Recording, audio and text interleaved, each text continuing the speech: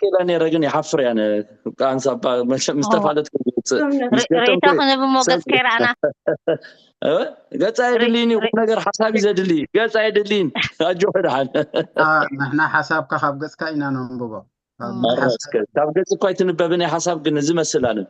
على القاعدة إذا مثل شهمي قال ما لبزي من قاعد ما مريلو قدم انت يقولون لي رمسك بنك انا بنفسي تبني خير سلاماوي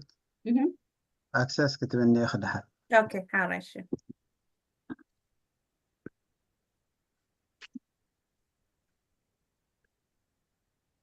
keep the flow ايش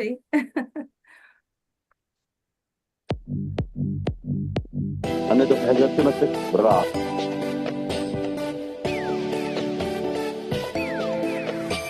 قلت معناته انا وانا معك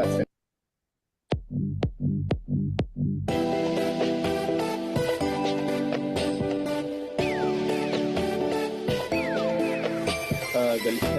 معناته انا وانا معك سنه سوتي يتحازو ويكاب سناي فاميلي ويتفضل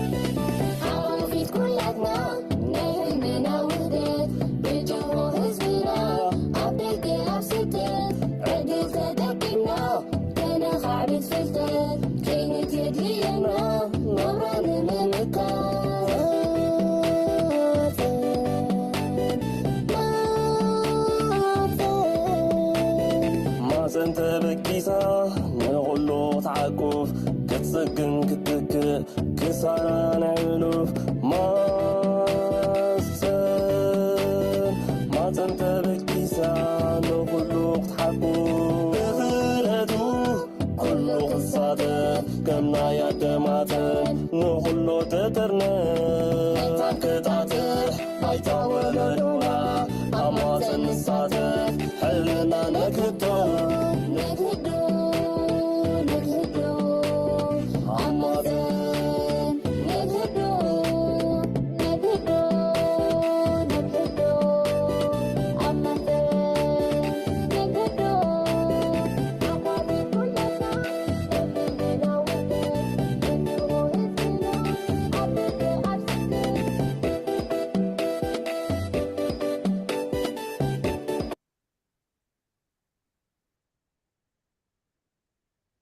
سلام كلكم نعرفكم مدبنا مدب محسن تكتاتلو قرات عزاتنا كم يالكم كم يقنيكم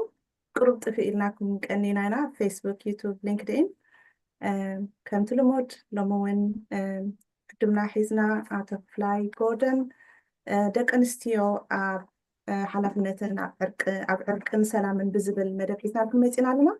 كفل يوحنس انقعد حان مصفا بشمين بشم عبارات ماصن تعزبت ماصن بلبي كمسكنك يفتو نمأتو تخون تعزبتنا كفل يوحنس منيو اسكا اللالينا ما هاتي فيزنا يزلنا مدب كنعاتينا يغني لي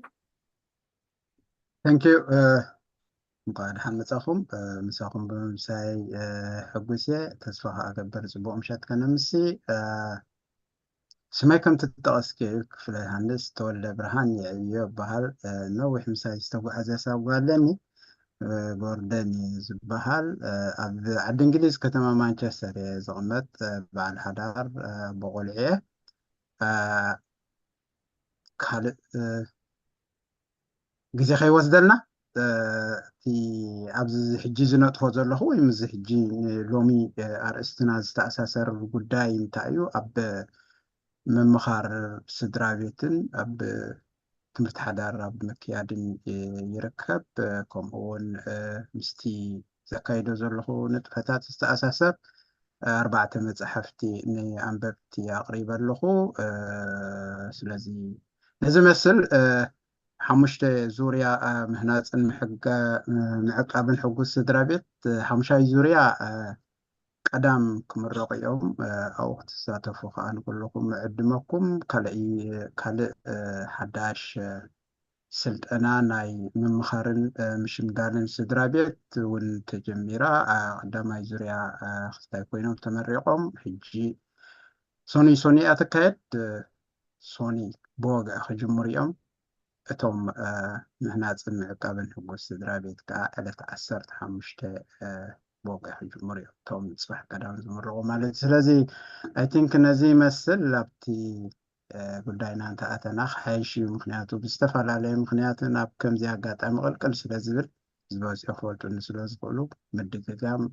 كيكون مخي نسلجو قنيلنا نتهم بفلايكا لو مشيت كم تلمود على تيك توك تحالف 4 سامنتي بقتتها على تيك توك عتينا መንእሰያትና ብፍላይ ከዓ ኣብቲ ወጋሕ ሓዳር ዝብል ብኣቦና ኣያና ኣተታደሰ ዶክተር ሳምሶን ቀሺ ክብረኣብ ነዚ መደብ 4 ሰሙን ዝሓለፈ ጌርና ነርና እሞ ናብኡ ዘለና ክላለዩካ ንሕጂ እውን ብቐጥታ ስለመሓላለፍ ስለ ዘሎ ሎሚ ከዓ እቲ ወርሒ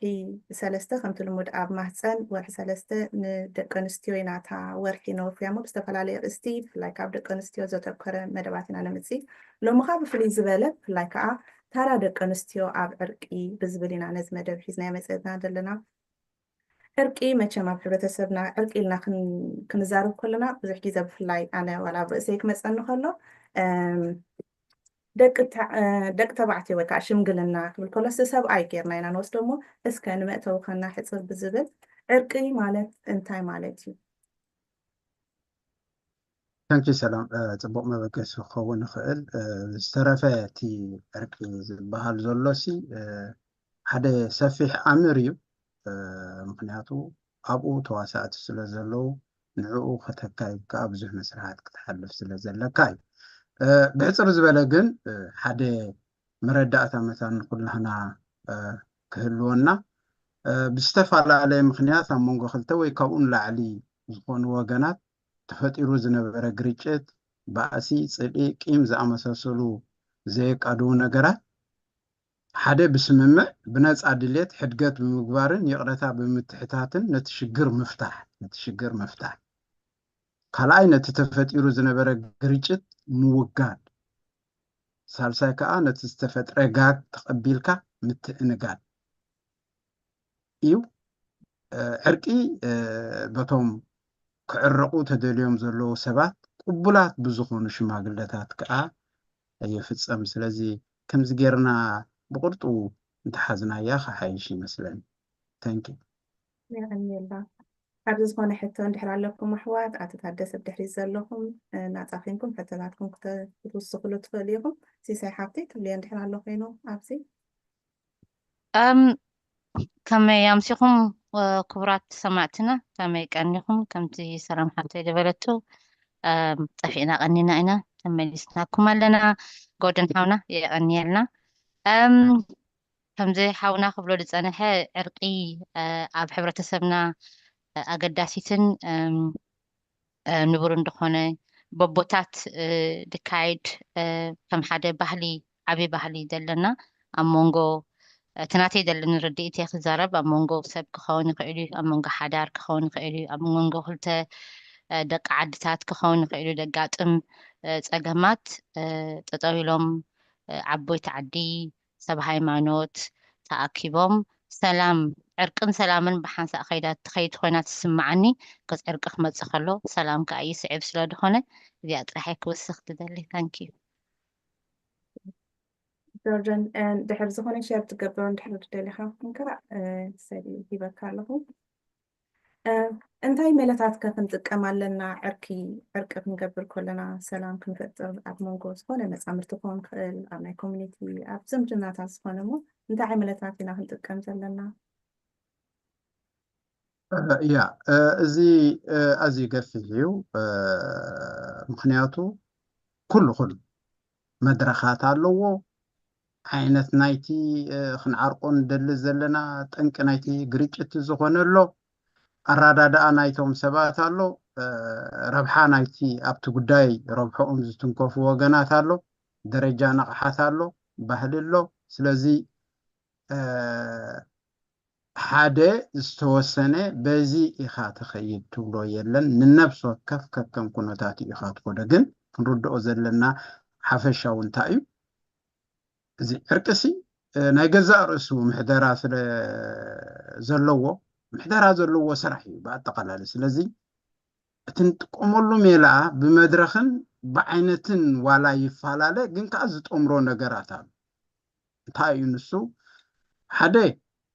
ኣብ ህፁፁን ሓደገኛን ኩነት ከም ቀዳማይ ረድኤት እትጥቀመሉ እዚ እንታይ ማለት እዩ ንምጥቕቃዕ ደው ምባል ጎንፂ ምጥቕቃዕ እንድሕር ንዑ ጠጠው ምባል ንኣብነት ኣብ መንጎ ሃገራት ዝካየድ ግጭት እቲ ተኽሲ ደው ናይ ምባል ስምምዕ ኣብ መንጎ ውልቀ ሰባት ዝካየድ ኣካላዊ ረፅሚ ምትህልላኽ ምውንጃል ንዑ ከዓ ምግልጋል ለካ እንቲያ ተኽሲ ደው ተብል ደው ናይ ምባል ስምምዕ ተካይዳ እዚኣ ከዓ ነቲ ዘሎ ሓደገኛ ኩነት ትገላግሎ ጠጠው ተብሎ እዚኣ ቀዳመይቲ ህፅፅቲ ግዜ ዘይትህብ ብቀዳማይ ደረጃ ትስርዕ ኣብቲ ካልኣይ ሕጂ ንነባረ ሰላም ዕርቂ ንነባረ ሰላም ንዝምድናኻትሲ ናብ ንቡር ንምምላስ ዝካየድ ሽምግልና ሕጂ መስርሕ ናይ ዕርቂ ምዃኑ ክንፈልጥ ኣለና ብሽማግለታት ዝካየድ መስርሕ ናይ ዕርቂ ሽምግልና ነቲ ተርም ክንገልፆ ተደሊና እዚ ሕጂ ብነፃ ድሌት ተሸምገልቲ ኣብ መንጎኦም ተኸሲቱ ዝነበረ ዘይምስምማዕ ብሕድገትን ይቕረን ተራሳሪሶም ተኣማሚኖም ዝፍፀም ዕርቂ እዚ ሕጂ ብፍፁም ነቲ ጉዳይ ናብ ንቡር ኢኻ ትመልሶ ትፈትሖ ኢኻ እቲ ሽግር ማለት እዩ ብሳልሳይ ደረጃ ከዓ ኣብ መንጎ ዘይተቃደቡ ወገናት ተፈጢሩ ዝነበረ ዘይምርድዳእ ምስሕሓብ ምጉርፋጥ ወይ እውን ክርክር እዚ ክልቲኦም ወገናት ዝሰማምዕሎም ክልቲኦም ወገናት ብዝተቐበልዎም መንጎኛታት ዝህብዎ ናይ ርትዕ ውሳኔ ተቐይድካ ምኻድ ማለት እዩ ስለዚ ናብዚአን ኢኻ ክትጠምረን ትኽእል ሰለስተ ደረጃታት ኣለዎን ወይ ብሰለስተ ንሕና ንኩሉ ዕርቂ ወይ ንኩሉ ሽምግልና ኢና ንብሎ ግን ኣዝዩ ይፈላለዩ እዚ ዝፈላለየሉ ምክንያት ከዓ ብዓይነቱን ብመድረኹን ኢልካ ግን እንታይ ዕርቂ ብድልየት ናይ ተሸምገልቲ ዝፍፀም እዩ እንምባል ስለዚ በን ከም መእተዊ ክንተጠቂምና ክሳብ ክንገብረ ንኽእል ቴንኪዩ ሰላም ዶዳን ሓውና ብልጫ ማለት ሲ ዕርቂ ክንብል ከለና ብፍላይ ካብ ቤት ባህላን ልምድን ናይ ሕብረተሰብና ክንከይድ እንድሕር ኮይና ሲ ደቂ ኣንስትዮና እጂ ኣብቲ ደቂ ኣንስትዮ ኣተኩር ኣቢልና ስለንዛረብ ዘለና ሎም ምሸት ብልጫ ኣለዎ እንዶ ቦታ ከለዎ እንዶ ወሃበ እንዶ ስማዓ ዶ ደቂ ኣንስትዮና ኣብ ዕርቅን ሽምግልና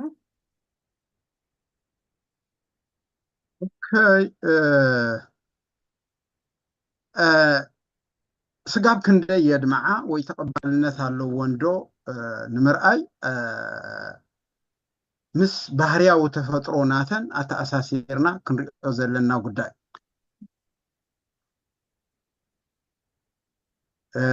እንታይ እዚ ምስ ባህሪ ወይ ተፈጥሮ ናተን ኣተኣሳሲርና ክንሪኦ ዘለና ጉዳይ እዩ ክብሎ ከለኹ ቅድም ቀዳድም መሰረቱ ዕርቂ እንድሕር ዳኢልና ፍትሒ ማለት እዩ ፍትሒ ከይውፃእኻ ዕርቂ ትገብረና ተዓሚፁ ከሎ ንሰብ ክዕረቕ ኣይክእልን ተቐይሙ ከሎ ክዕረቕ ኣይክእልን ስለዚ ኣብታ ዕርቂ ትብል ሓንቲ ዓባይ ነገር እንታይ ፍትሒ ሕጂ ናብ ደቂ ኣንስትዮ ገፅና ንኸይድ ስለ ዘለና ኣድማሳዊ ኣርማ ናይ ፍትሒ ጓል ኣንስተይቲ እያ እዚኣ ኣብዚ ንሪኣ ዘለና ስለምንታይ ከምኡ ኮይና ንዝበሃል ጉዳይ ካብ ጥንቲ ትሒዙ ኣብ ፅውፅዋያት ናይ ግሪክን ናይ ሮማን ንግስነትን ዝፀንሐሲ እምነት ናይ ፍትሕስ ብጓል ኣንስተይቲ ይውክልዎ ነይሮም ሕጂ ኣብዚ ንሪኦ ኣለና እቲ ሴፍ ሓይሊ ናይ ፍትሒ ዘመልክት እቲ ሚዛን ማዕርነት ናይ ፍትሒ እዩ እቲ ምዕማት ከዓ እንታይ እዩ ዘይሻራውነት ናይ ደገ ፅልዋ ዘይብሉ ብዓይንኻ ኢኻ ንደገ ትርኢ ስለዚ ዓይንኻ እንድሕር ዳ ዓሚትካዮ ናይ ደገ እንታይ ሽሙ ኣይትኾነን ኢኻ ማለት ስለዚ ጓል ኣንስተይቲ ኣብዚ እንታይ ቦታ ወሃባ ወይ ከመይ ከተድምዕ ትኽእል ንዝብል ሕቶታት ክንሪኦ እንድሕር ዳ ኮይና ቅድም ኣብ ማሕበራዊ ዝምድናታት ልዕሊ ደቂ ተባዕትዮ ኣወንታዊ ተራ ኣለዎን እንታይ እዩ ናብኡ ደሪኽዎን ክገልፀ እዚ ምስ ምንታይ ማለት እዩ ምስ ነዝዒ ናይ ሆርሞናት ዝተኣሳሰር ባህርያዊ ተፈጥሮ እየን እንታይ እዚ ሕጂ ህላዌ ናይዚ ኤስትሮጅን ዝተባሃለ ካብ ሆርሞን ዝነዝዕ ቀመሚ እዚ ቀመሚ እዚ ሕጂ እንታይ እቲ ኣንስታዊ ባህሪን ጠባይን ከላብሰን ዝኽእል ብፍሉይነት ንደቂ ኣንስትዮ እንታይ እቲ ኣንስታዊ ባህሪን ጠባይን ንብሎ ዘለና ምስ ናይ ዕርቂ ዝተኣሳሰረ እንታይ እንድሕር ዳኣልናዮ ንስድራ ቤት ብጥበብ ከኣልያ ብልሓት የጓናፅፈን ቦቕቦቓት ደንገፅቲ ሓለይቲ ይገብረን እዚ ሕጂ እዚ ቀመም እዚ ወይ እዚ ሆርሞን እዚ ምስ ዕድመ ወይ ምስ ታሽሙ ይፈላለዩ ንኣብነት ኣብ 20 ዓመት ዝዕድማ እዛ ጓል ኣንስተይቲ ንሪኣ ኣለና እዚ ቀይሕ ንሪኦ ዘለና እቲ ለቨል ናይዚ ኤስትሮጅን ዝተባሃለ ቀመም ሕጂ ንሪኣ ኣለና ብ20 ዓመት ምስ ኮነት ዘለዋ ንሪኣ ኣለና እዚኣ ኣብ 30 ምስ ኮነት 35 ምስ ኮነት ላዕሊ ጫፍ ይበፅሕ ካብ 40 እንዳጎደለ ይኸይድ 50 ይጎድል 60 እንዳጎደለ ይኸይድ ሕጂ እዚ ቀመም እዚ እንዳጎደለ እንድሕር ዳኣ ኸይዱ እቲ ቦቕቦቓት ደንገፅ ሓለይቲ ዝገብረን ዝነበረ እዩ እንዳወረደ ዝኸይድ ዘሎ ማለት እዩ ሕጂ እዚ ፍሉይ ተውህቦ ናይ ደቂ ኣንስትዮ ፃዕቂ ኣብ ደቂ ኣንስትዮ እዩ ዝርከብ በንፃሩ ከዓ ኣብ ደቂ ተባዕትዮ ከዓ ብዝታሕታይ ንሪኦ ዘለና እዚ ቴስቶስትሮን ዝበሃል ቀመም እዩ ካብ ወዲ 15 ዓመታት ፊቱ ስጋብ ወዲ 20 ዘሎ ንሪኦ ኣለና ወዲ 20 ምስ ኮነ ጫፍ ይበፅሕ ካብ 30 እንዳጎደለ ይኸይድ ስለዚ እዚ እንታይ እዩ ዝህቦም ንደቂ ተባዕትዮ እንተኢልና ካብ ናይ ደቂ ኣንስትዮ ብዝተፈለየ ህላወ ናይዚ ሆርሞን እዚ ሓይሊ ይህቦም ፀዓት ይፈጥረሎም ማለት እዩ እዚ መለክዒ ናይ ስብእና ሕጂ እሱ ስለ ዘለዎም ክትፀዓዱ ኣይደልዩን ተወዳደርቲ ናይ ምስዓር ባህጊ ይህልዎም ልዕልና ይደልዩ ናይ ምልክ ስምዒት ከዓ ይውንኑ ስለዚ ኣብ ደቂ ኣንስትዮ ዘሎ እዚ ኤስትሮጅን ዝበሃል ንሪኦ ኣለና ኣብ ደቂ ተባዕትዮ ዘሎ ስታይ ከዓ ንሪኦ ኣለና ስለዚ ህላዌ ናይ ዝቐመም እዚ ብተፈጥሮ ኣብ ደቂ ኣንስትዮ ዝለዓለ ስለ ዝኾነ እንታይ ይፈጥረለን ማለት እዩ ሽግር ባእሲ ዕግርግር ኣይ ደልያን እየን ማለት እዩ እዚ ብልጫ እዚ ስለ ዘለዎን ካብ ደቂ ተባዕትዮ ንላዕሊ ንነገራት ብሰላም ክዕርፍኦ ዝያዳ ይብህጋ ንኣብነት ነዚ ሓደ ንፁር ዝገብሮ ክንርኢ ንኽእል ኢና ኣብ ናይ መነኻ ትብሎ ኣብ ናይ ሲድኒ ዩኒቨርሲቲ ዘካየዶ መፅናዕቲ ሲ እንታይ ኢና ንርኢ ኣብኡ 900 ገበን ፈፂሞም ኣብ ቤት ማእሰርቲ ዝዳጎኑስ ደቂ ተባዕትዮ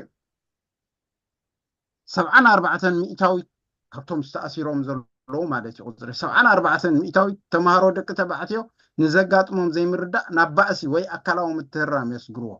ወይ ናብ ቆይቁይ ናብ ምፍራሕ ገለ ይኸዱ በንፃሩ ሕጂ ኣብ ደቂ ኣንስትዮ እንድሕር ዳኣ ርኢና 78 ደቂ ኣንስትዮ ካብቲ ባእሲ ብምርሓቅ ንዘሰሓበን ጉዳያት ብምርዳእ ከደቅስኦ ከም ዝመርፃት መፅናዕቲ ኣረጋጊፁ ብከምዚ ምክንያት ሕጂ እንታይ ኢና ንብል ደቂ ኣንስትዮ ኣብ ምፍታሕ ግጭት ዝለዓለ ተራ ክፃወታ ምፅባይ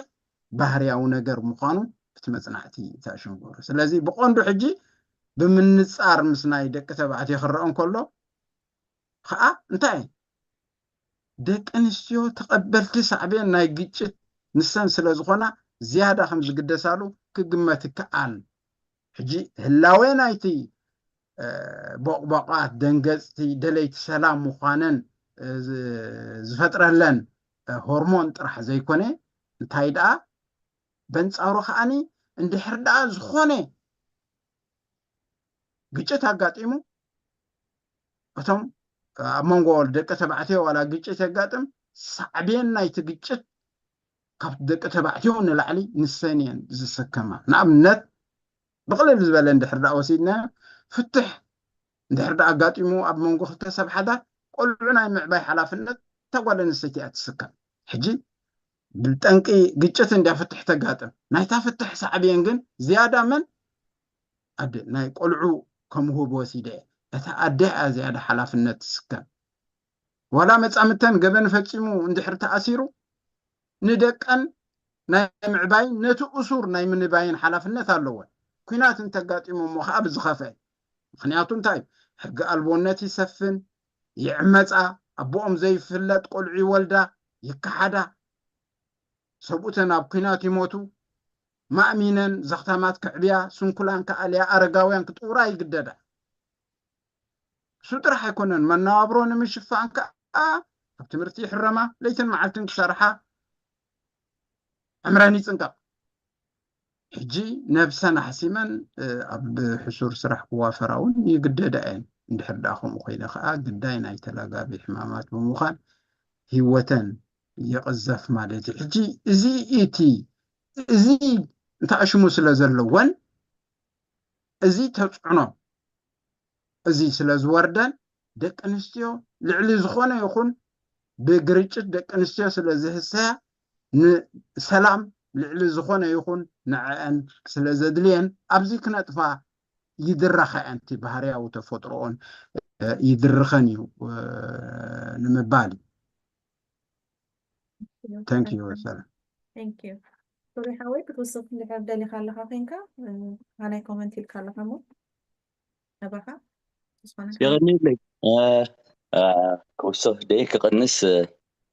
عم تنقر كذا رواد دلب زي اوبينيون قلت فقادين انتويكم ناتا حساب تقوينو بتي ناتي حساب قلت دلي كم زغب عقابه تفعلون تلكم نكن بت بعدنا قال ما استملكت تلكم اني نعود راح يزختيك بلي تي ذهبوا اوبينيون كا والقاوي ويقال ما دفتي بالسبات تحاز تصقم يبلو نجار يبلو حسابي زقلت حسابي ابزا حتى زي ادي خا كتبدلي هذا لها كوري حوي هو اوكي هو كان وقتها ناكل لنا كنت داري فكادلي نجار نمو شعور بعد مثلا ريتو يهب وي حتى تعطيك يحتت ايش لان انا مجلس هنا افضل هنا نجار هوني خدي بعد تسي كل بزر نجار يمثل لي حتى بامروي هنا بزا حاولنا بالزرب نزلوا كم حتوتاتنا لوري توتاتنا ده خندي دقيقة قليل لك الزرب ما من الوقت نزل حتوتات أبتنا مودعتا كن حزنا يندو كن تسألني حز كانت تسألنيها عطا جوردن كم عدمنا متيم سلزلو نتن في زمو مدام متيم زلو نزارة ربمو عمودعتا ناي حتون ملسن عدل كنبينا أبسن نزلنا تعزبتنا أبلايف نزلو ون سوري حاول بطعم Thank you. PowerPoint share gear kan jag Gordon somehow att abilkaya ويسي أنا هو جميل أبزد لين وان كله اوكي حرش من الوقت أبيلك يكون إلي نعم كنت خلنا تصنع خاصي بفلاي كابت ناي ردئت ناي دك أنستيو هرمون ناي دك تبعتيون في اللي كم زلنا ترينا تصنعها نزي ترايدي يكون أتحبرتسنا بحلن دمدنسي بانصارو اتعدلات كألو وندي أتحبرتسب ناسي دك أنستي عرقي نخجبرا يفكر اللنديو بايتاس ألو ونديو يا ثانك يو صبح حتى يوم خنياتو نتي تبدأ زلخ نتي ترى زلوان ترى بتحبرتسب كده سنة زخل تاشمي زخل حتى سلازي انتاينا خنبل قدم كم شماغلتات كويننسي اب عرقي يساتفادين قدم مبالنا انتاينا خننصرو زلنا اب حبرتسب ኤርትራ እንታይ ይግደ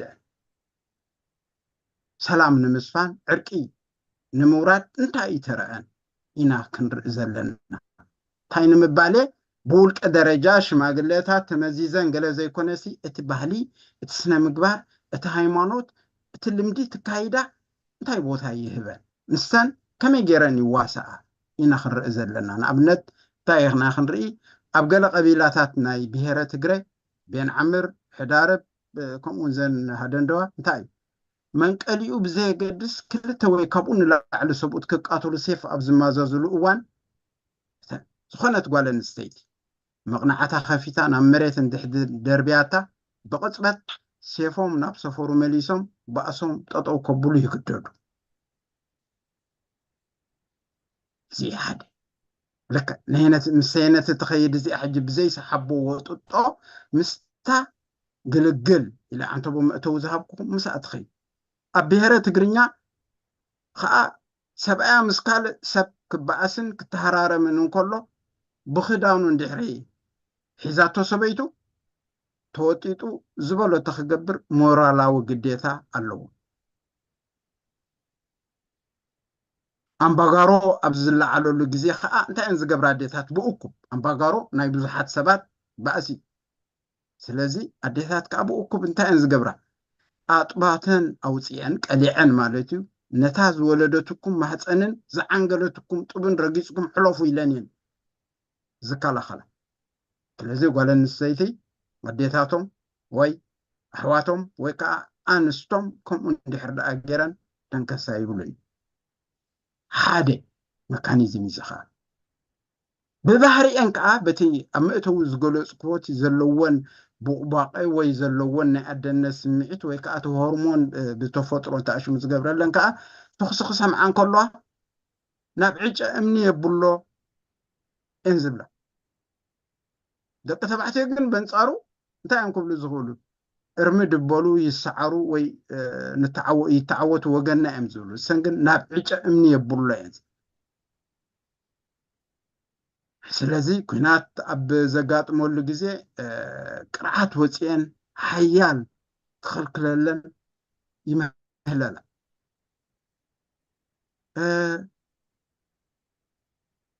بصح نقرات هالو حجين أمنسي حنتي أبزي سلايد كريكم إخئلي لبخات تنكف نزل لنا يو هاو تقلص مالتي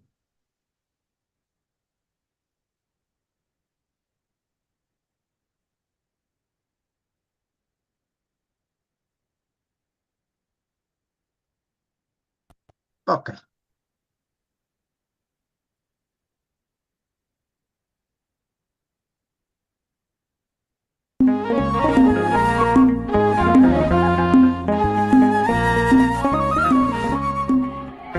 زي نا إسرائيل كناتات زي فلت إلا نابز حلف وانز نبره زي إن أديتات أب إسرائيل زغمتاي نتحلف نداور كنتري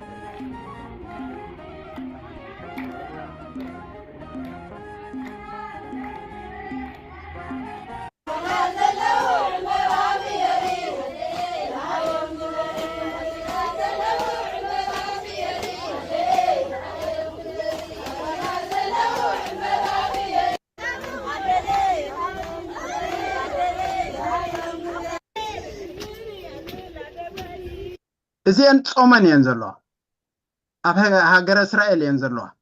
كم زخون سب جنس الرجيران كم زخون سب تاي قالن سيتي تاي تجيران كم زخون براتي اللي تخدينن شنع قبل زخلا أنت ميتي بلن سأنا يكون تبعي بلن جن رأي ون تصومن ينزلوها نبينا يقوبوا ديبان نيرنا رأيكم رأي ون حجي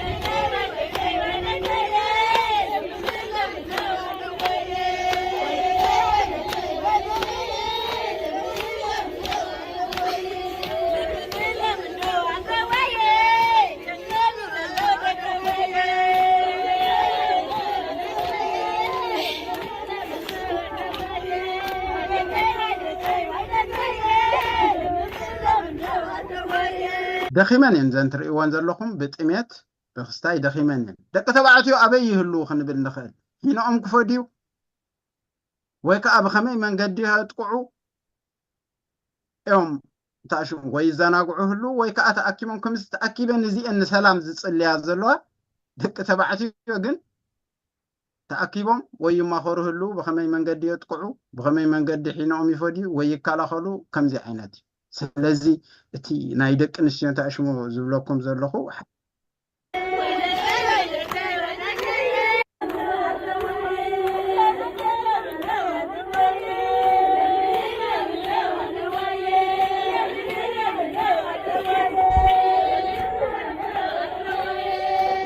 يبقى خيا انزلوها ካብዚ ክንርድኦ ንኽእል ነገር ብዙሕ እዩ እንታይ ሽሙ ከይገብረኩም ስለዚ እንታይ ክብል ደልየ ደቂ ኣንስትዮሲ ብጣዕሚ ዘለዎን ተራ ኣዝዩ ዓብይ እዩ ሕጂ ኣፅቢ ባቢለ ክሕዘልኩም እንታይ ኣፅቢ ባቢለ ክሕዘልኩም ንኣብነት ኣብ ሓንቲ ስድራ ቤት ኣንስቲ ሕሞትሙት ክልተ ኣንስቲ ክልተ ኣሕዋት ማለት እዩ እንድሕር ዳኣ ተባኢሰን እቶም ካብ ሓንቲ ማህፀን ዝወፁ ኣሕዋት ክዓርቅዎን ኣይክእሉን ብኣንፃሩ ፀግዒ ወሲዶም ኣብቲ ባእሲ እዮም ዝፅምበሩ እንድሕር ክልተ ኣሕዋት ተባኢሶም ግን ልዕሊ ኣቦኦምን ኣዲኦምን ኮይነን ነቶም ክልተ ኣሕዋት ሰብኡተን ክዓርቅኦም ወይ ብዕርቂ ከደቁስኦ ብቕዓት ኣለዎ ካልእ ናብቲ ሕብረተሰብና ተመሊሰ ዝዛረብ ስለ ዘሎ ኮይኑ ንኣብነት ቆልዑ ኣብ ቅርዓት ተባኢሶም ደም እንድሕር ደኣ ተፋሲሶም ኣደ እቲ ሃራሚ እንታይ እትገብር ፅቡጦ ብምድላው ንወዳ ሒዛ ናብ እንዳተሃራሚ ኸይዳ ብሓባር ከም ዝበልዑ ገይራ እያ ተዓርቆ ትሕዝቶ ናይቲ ፅቡጦ እንታይ እዩ እናቱ ትርጉም ኣለዎ ካብ ጣፍ ስለ ዝስራሕ ኣዝዩ ብኣይሮን ሃብታሚ ደም ይፈሲሱ ዘሎ ብኣይሮን እያ ትትክኦ ዘላ እቲ እንጣጢዕ ብሓንሳብ እንታይ ሽሙ ከም ዝገብር እዩ ዝገብሮ ነቲ እኽሊ ብሓንሳብ ከም ዝሰምር ከም ዝቸሜንቶ ከም ዝኸውን እዩ ዝገብሮ ማለት የጣብቆ እዚ ከዓ ነቲ ምሕዋይን ነቲ ፅገናን እዩ ዘመልክት ስለዚ ንብብላዕ ዘይኮነሲ ካልእ ፈትፊታ ክትከይድ ትኽእል ነይራ እንድያ ግን ትርጉም ኣለዎ እውን እቲ ትሕዝቶ ንምባል ስለዚ እታ ኣደ ፈጋኢ ወይ ኣደ ሃራሚ ናብ እንዳተሃራሚ ሒዛ ኸይዳ ብሓባር ተብልዖ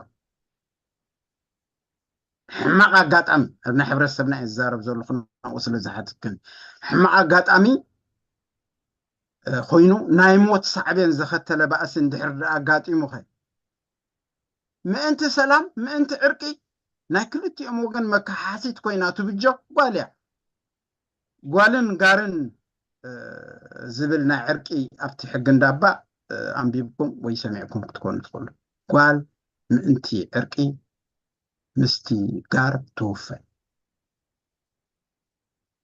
ስለዚ ስጋብ ክንደይ ንሰላም ይውፈያ እዩ ዘርኢ ዘሎ ኣብ ዝሓለፈ እዋን ኣብዚ ብረታዊ ቃልሲ ናይ ህዝቢ ኤርትራ ዝካየደሉ ዝነበረ እዋን ከዓ ምስ ፀላኢ ዝተሓባበሩ ዝነበሩ ሰብኡተን ክንደይ ደቂ ኣንስትዮ ኣብነታውያን ኣንስቲ ምስ ኣብ በረኻ ዝነበሩ ኣሕዋቶም ዓሪቆንኦም እየ ብጉጅለ መልክዕ እንድሕር ዳኣ ርኢናዮ ከዓ ንኣብነትሲ መን እዩ እዚ ኤፍሬም ወዱ ካዳ ዝፀሓፋ ኣብ ጋዜጣ ሓዳሲ ኤርትራ አንቢብኩማ ትኾኑ ወይ ከዓ ኣብ ሞዛይክ ባህሊ መምህር መኮነን ተስፋይ ዘንበባ ሰሚዕኩማ ትኾኑ ታሪክ ናይ 4 ኣስመራ ብኡክብ ሕጂ ክዛረብ ደሊ 4 ኣስመራሲ ከመይ ልዩ እቲ ስማ ወፂዋ ወይ እንታይ እዩ ተራ ናይተን ደቂ ኣንስትዮ ነይሩ እንድሕር ዳኣ እናተን ኣብ እዛ ቅድሚ 4 ኣስመራ ምባላ ኣብዚ ሕጂ እንዳራእሲ ተባሂሉ ዝፅዋዕ ዘሎ በሪኽ ቦታ ካብኡ ትሒዝካ ኣብ 4 እንዳታት ዝተኸፋፈላ ነይረን ኣይፋተውን እዮም ነይሮም ተማ 4 እንዳ ኣይተሓባበሩን እዮም ነይሮም ስለዚ በበይኖም ምፈላለዩ ነይሮም ካብ ምብራቕ ዝመፁ ወረርቲ ሕጂ መፅኦም ከም ድላዮም የጥቅዕዎም ዘሚቶሞም ምኸዱ ቆልዑ ወስድሎም ጥሪት ወስድሎም ንብረቶም ዝርፍዎም ነይሮም ከምዚ እንዳበሉ መሰሸገርዎም ሕጂ እተን ኣንስቲ እንታይ እንጌረን ናይ 4 ኣብ ቤተ ክርስቲያን ተራኺበን እንታይን ዝመኸራ ድሕሪ ሕጂ ከምዚ ዓይነት መጥቃዕቲ ክወርደናን ግዳይን ክንከውን ስለ ዘይብልና ንሰብኡትና ኣብ ሓደ ክጥመሩ ንምከሮም ንንገሮም እንድሕር ዳ ኣብዮሙና ከዓ እንታይን ዝብላ ምስኦም ስጋዊ ርክብ ኣይንፈፅም እንድሕር ዳ ካሃርሙና ደልዮም ደገ ወፂና ውይ ንበል ልክዕ ንኩሎም ከምኡ ጋጢሙ ከምኡ ምሰኮን ኩለን ውይ ምስ በላ ንደገ ምስ ወፃ እንታይ እዩ ትጉዱ ተባሂሎም ተመኺሮም ከምዚአን ዝጠልባ ዘለዋ ምስ በሉ ጠለባተን ኣማሊኡለን ጥራሕ ዘይኮነ ከዓ اتا عدي بشمناتن 4 أسمرة تباهلا سلازي بديرو اتوم كاب مبرق وغن ماتيام زوروم زتقعوم ززرفوم زنبرو سميروم سلازلو انتاشم قبرو اي كلنا سلازي نايدك انستيونا ترى ابتي حبرتسب بولقي يخون بأكب كمزي كتوصو زصنا حكيو منالباش كيغفحنا ابزياتا تو كبلان دحدا حتى ليكم بديرو كساكولو فايله ثانك يو يغنيلنا بطعمي ناب تحريت مليسكانا جوردن حونا عديتاتنا عبعك قطراي زي كونسي ماين دحر دا تسعينو صحاين دحر بزيحو انساتات من دحر ميتن تصلي او سقعب عبراتنن عداونن فحرفن دا بلامو ناب دحريت مليسكانا بزون تيك توك بروكات عديتاتنا عندابلو كومنت كتصحف تصانيحو يا السينا مالسي اي رأي كان زغت قلت صلصان حخاسي معرفون دقو تناديتاتنا ويدقان ستيتي افتو عرقي بدحري حيار سبعيسي حيار سبيتي علاندي زبهال ناي بحق صبو جاكا خا قاليس كايو تنهنا مننتن تنقوبرون عقمنا نحايلنا نمو لبيدا مسكنا كار جوردن مستعزب تناون مچم معلت ደቂ አንስትዮ ስለዝኾነ ምስኡ ተኣሳሲሩሲ በሃገርና ደረጃ ኣብ ዕርቂ ዝተሳተፋ ደቂ አንስትዮ ኣብነታውያን እንድሕር ኣለዋ ኸይነን እስከ ጥቕስ ኣቢለልና ንዕኡ ናብ ድሕሪት ምልስ ኢሎም ካዞም ተዓዘብትና ብፍላይ ከዓ ንኣሽቱ ኣሕዋትና ካብተን ዓበይቲ ኣሕዋትና ኣብነታውያን ዝኾና ክመሃራ ንክፈልጣ ምእንቲ ቴንክ ዩ زي خقولت صنحكو نأمنسي ناي 4 أسمرة حبدن لعلي أبنات يلن كالي إجن انتاينا خنتقس نخد دك انشتيو ناسي مزلوون ناي حدار تساقام مزلوون كلو ناتسنت كمتوم دك تبعتيو بعدتات توكيلن كستخي قبرايك إنهم جن كنرد أزلنا انتايا كل جزي نقالن زسمع بحدار قريتشت اندحر دا أمتيو نقالن زسمع نودن زمعدا أديتاتنا سلازم تاينا خنرد أزلنا نابنسي I think أبزته اللي ما زينب ون الله والساحل يا والفعبت قد أميتيا بأرتيسي أتفلت جن تقطمع نسلام نحدنت نعرقي يو زخون نيرو بو مسرت أبزح تساتف نيرا سلازي انتاينا خنبل نخل كستون سي أب كمزي قداي شماغلتات تمزيزن نخمزي عريفون أخنبل أين خئدن جن بدرجة مالسي تبهلنا سقاب كندي نعن أبتي لمدنا سقاب كندي تأشم بخونا اللوا أب كالي كم أبنت كتكساز لا كب هاجرنا وزاقن اللوا يغنيلنا كردون حونا ኣብዚ ስደት ንዘለና ብፍላይ ከዓ ደቂ ኣንስትዮ ሕብረተሰብና ሲ ከመይና ንገጥሙ ዘለና ነቲ ሰላምን ዕርቃንን ከምቲ ኣዴታትና ዝገብርኦ ተላቢስና ንነብር ኣለና ዶ ትብል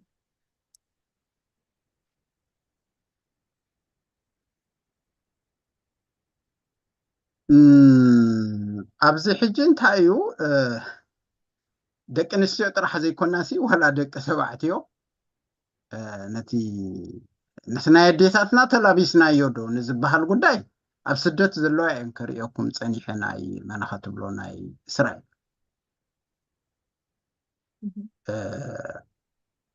أب كالت معراب عالم كإنتايو ندحر دائلكا يلوان كن بالله ينخدن قن زقود لنا اللو انتايو تزقود لن أبتي أبو خلو أبغو زلو نفاسو صدو أبروبا زلو وحجي صدو عينت انت زي كوينو فلتأت هالي ون مسجزي زخيد نتي بحالنا نتي لمدناسي مسجزي كخيد كل صول لك بتمرت ختسنير لك بفلتأت كتسنير لك بالحات كتكئلا لك حجينا يزيز أقامات أرلو يوغل نحنا أبز وانزي كمين خيدا لنا عندي حدا لنا حدا زلو أبسدة زلو محبره وجتاسي ፈጺምና ኣይንምክቶን ኢና ዘለና ታይዳ በተግርጭት ኢና ንመሓደር ዘለና ከምኡ ስለ ዝኾነ ከዓ ግዳዩ ኮይና ዕቕ ኢሉና ከዓ እንታይ ማለት እዩ ሕጂ እቲ ግርጭት ናይ መፍትሕ ዓቕምናሲ ዜሮ ስለ ዝወረደ ከምዚ ኩላህና ንሪኦ ዘለና እናሓደርና ኢና ንባታተን ዘለና ብቐንዱ ንሕና ከም ሕብረተሰብ ክንጥርነፍ እንድሕር ዳ ኮይና ነታ መባእታዊት ኣሃዱ ስድራ ቤት ዝኾነት ንዓ ኢና ክንዕቅባ ዘለና ግን ክንዕቅባ ይከኣልናን ንሪኦ ኣለና ትፍትሕ ትባእሲ ትምት ዘቤታዊ ጎነፅ ምቅትታል ከይተረፈ ስግዩ ነዚኣ ክንገብራ ይከኣልና ነዚኣ ክንዕቅብ እንድሕር ዳ ኮይና ከዓ እንታይ እያ ፆታዊ ሓላፍነትናሲ ክንስከም ኣለና ግን ፆታዊ ሓላፍነትና ኣይተሰከምና እንታይ ማለት እዩ ብሰንኪ ትሑት ደረጃ ንቕሓትናሲ ኣደን ኣቦን ምዃን ሲኢና ንወልድ ኣለና ግን ተጓለ ንሰይቲ ኣደ ክትከውን ኣይከኣለትን እቲ ወዲ ተባዕታይ ከዓ ኣቦ ክኸውን ኣይከኣለን ነንፆታና ክንመስል ኣይከኣልና ስለዚ እንታይ ኢና ኮይና ሕጂ ንዝነበረና ማሕበራዊ ክብሪ ደርቢና ነዚ ኣብ ስደት ዝፀንሓና ኣካይዳ ከዓ ክንሕዞ ስለዘይከኣልና እንታይ ኮይና ሓዲግ ተሪፍና ስለዚ እንታይ እዩ ኢና ክንገብር ዘለና ናህና ባህልን ስነ ምግባርን ዘዋፅኣና ስለ ዝኾነ እዩ ከም ልምዲ ተታሒዙ ወይ ከዓ ተራዒሙ ዝክገልፆ ፀናሕኩ ዓይነት ኣካይዳ ናይ ዕርቂ ማለት እዩ ሕጂ እንታይ ንዝነበረካ ንፅቡቁን ሕማቁን እንድሕር ዳ ኣኪብካ ጉሒፍካዮ ብካልእ ዘይትፈልጦ ክትክኦ ምፍታን ዳርጋ ዕብዳኒ ክበሃል ዝኽእል ስለዚ እንታይ እዩ ምስ ገዛእ ርእስና እንዳተባኣስናሲ ምስ ካልእ ክንሰማማዕ ኣይንኽእልን ኢና ከምኡ ስለ ዝኾነ ከዓ ኣብ ዕርቂ ዘለና ጉዳይ ኣብ ስደት ከምቲ ዝበልኮ ዜሮ እዩ ዓብይ ዘባላሹ ዓብይ ዘባእስ ነገር ስለ ዘለና ክፍታሕ ዘይክእል ግርጭታት ስለ ዘለና ኣይኮነን ቅድም ክፍታሕ ዘይክእል ግርጭት የለን ግርጭት ምዕባይን ምንኣሱን ብወነንቱ በጣማምቶኦም እዩ ዝውሰን ከምኡ ኣይኮነን ኣጋጢሙና ዘሎ ዘይፍታሕ ስለ ዝኾነ ኣይኮነን ንሕና ጥራሒና ነቲ ዝነበረና ጉሒፍናዮ ነቲ ዝፀንሓና ከዓ ክንዳረጎ ይከኣልናን ክንሰጥም ኣይከኣልናን ምስኡ ስለዚ እንታይ ኮይና ሓዲግ ተሪፍና ከምኡ ስለ ዝኾነ ሕጂ ንኣሽቱ ግርጭታቱን ክንፈትሖ ስለዘይከኣልና ግዳዩ ኮይና ኢና ንርከብ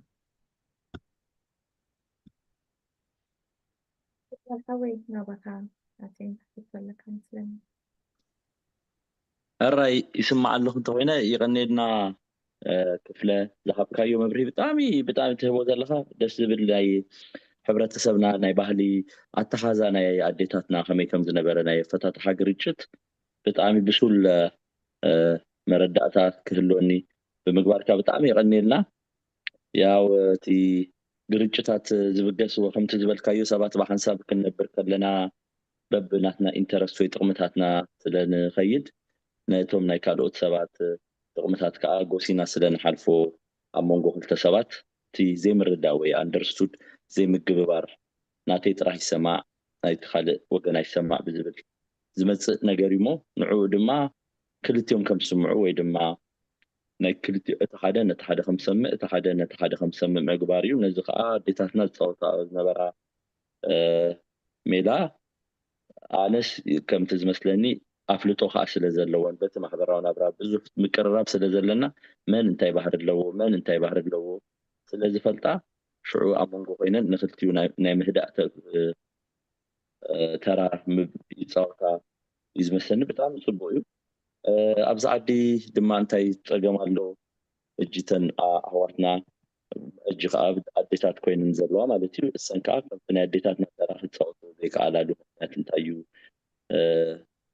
ንብናተይ ርእቶ ይመስለኒ ምናልባት እዚ ዘሎ ናይ መነባብሮ ኩነታት ቦታካ ምቅያር ገለመለ ዘብፀቕቲና የምሮ እሱ ምናልባት ግዜ ኣይህብን እሞ ከምኡ ኣብሱ ዝተተሓዘ ናይ ኣእምሮ ንዓይዲ ዋላ ፅቡቅ ስማዕ ኣይስማዕና ኣሎ ይቕረይታ ድምፀይ ተተሰሚዑ ካበይ ከም ዘቋረስኩ እንተትነግርኒ ካባ ምደገምክዋ ነይረ ሰላም ሓፍተይ أنا حنقصل حزكا له قصل راي يعني لي هو كتن كمنا أديتاتنا خونا ذيك على أنا اللي بزمن أديتاتها بسدة زلوا أنت وينو يا أنا خمس مسلني تي بالحس معيتات أنت مس سلامنا على لوز نبرنات بالحس معيتات ويسمعيتات كا بعقل مزلوا من قد زي ما حاز تحرك عنا حرك عنا نقله عقل زي كيلو السوق مغنياتي اللي يكون سدة مسوتة تحيز متسقى من ديلون كلمة استفلي نافقوت هالو بزح نجار لون أمره تسقطمو شو هدي كان محساب تخلو سلازي هلو يتقرجتاتون بزي خوين سمعن ذهب كايو انا لجي بزعبا نايدك نستيون نايدك تبعتيون فللي بتعم دسبليو هو ودن قالن حدا يكون وديك كم بحري بيولوجيكالي استفالالي ነገር አለው እዚ ክበሃል ከሎ ግን ብዙሕ ግዜ ሰብ ዝጋግብ ማዕረ ኣይኮናን ማለት ኣይኮኑን ማለት ግን ኣይመስለንን ብናተ ርእቶ ዕድላቱን ማዕረ ክወሃቦም ኣሎ ማዕረ ተሓሳስባ ማዕረ ምርጫ ማዕረ ናብራ ዘር ግን እቲ ምስ ሓደ ዓይነት ኣይኮኑን ክብል ከለኹ እቲ ምስስል እዩ እቲ ኣቃውማ ናይ ኣካላት ከምኡን እቲ ኣቃውማ ናይቲ ስርዓተ ነርቨስ ሲስተም ዝበሃል እሱ ናይ ግድን ምፍልላይ ይህሎ ምስኡ ተታሒዙ ብተፈጥሮ ዝመጽ ብኸምኡ እቲ ኣነ ከም ዝመሰለኒ ጓል ኣንስተይቲስ ብ10 ዓመት ኢሞሽናል ኢንተሊጀንት ይበሃል ካብ ወዲ ተባዕታይ እዚ ማለት 10 ዓመት ፍልልይ ዘለዋ ጓል ኣንስተይቲ ንወዲ ተባዕታይ ብሓንጎል ናይ ትዳረግያ ማለት እዩ ብዙሕ ግዜ ኣዴታትና ካብ ኣቦታትና ብ10 ዓመት ይንእሱ ኣይ ቲንክ ሰሓስቦ ኩሉ ሓደ ግዜ ስቶም ናይ ቀደም ኣቦታት በላሕቲ ድዮም ነይሮም ንኸምኡ ዝገበሩ እጂ ብዙሕ ግዜ ኣወዳት ኣብ ጎንፂን ኣብ ከምዚ ኣንበሳ ተባዕታይ ኣብቲ ባእሲ ገለ እታ ጓል ኣንስተይቲ ከዓ ስትራቴጂያ ምውፃእ ከም ማለት እንድዩ ኣብ ሰባቱን ከም እንስሳ ምዃንና ናይ ኣባል ናይ እቲ ኣኒማል ዝበሃል ኪንግደም ምዃንና ከዓ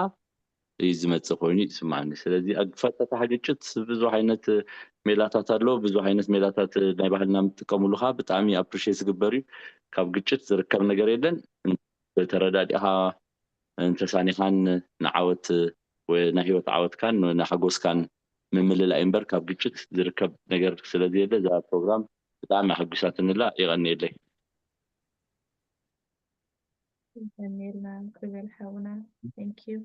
ኣሕዋት ኣብ ናባኹም ዝኾነ ርእቶ እንድሕር ኣለኩም ኮይኑ እዚ ርእስቲ ናባኹም ዕድል ክበኩም ቢንያም ናባኻ ቢንሓዊ اوكي ثانك يو سلام يغنيلنا انا غوردن مالتي ثانك يو بزي قاط امخاني تي مصحف كاونتانا يركن سلام تبل صبغتي مصحف ابركيت قالنا يغنيلنا هو لكايدل مالتي رخيبك خلوه كاله ابتنا دكنسيو سي تي ابغار من قصدم يلن يبلا حجس تي من قصدم كمان سني قال اندحر تزي هالات لسي ناب قربا بيتسب زغربت قال تكون الله قليل بالمالتي حجي بزعوازس سلمنتاي مالتي تي كالاي جن او تي حقي دبللا جن كتهرم جن يبلان نتا من قصدم تباهيلا زخلت اندحر هاريموا جن نتدم كم من قصاص وي كانت نجر كم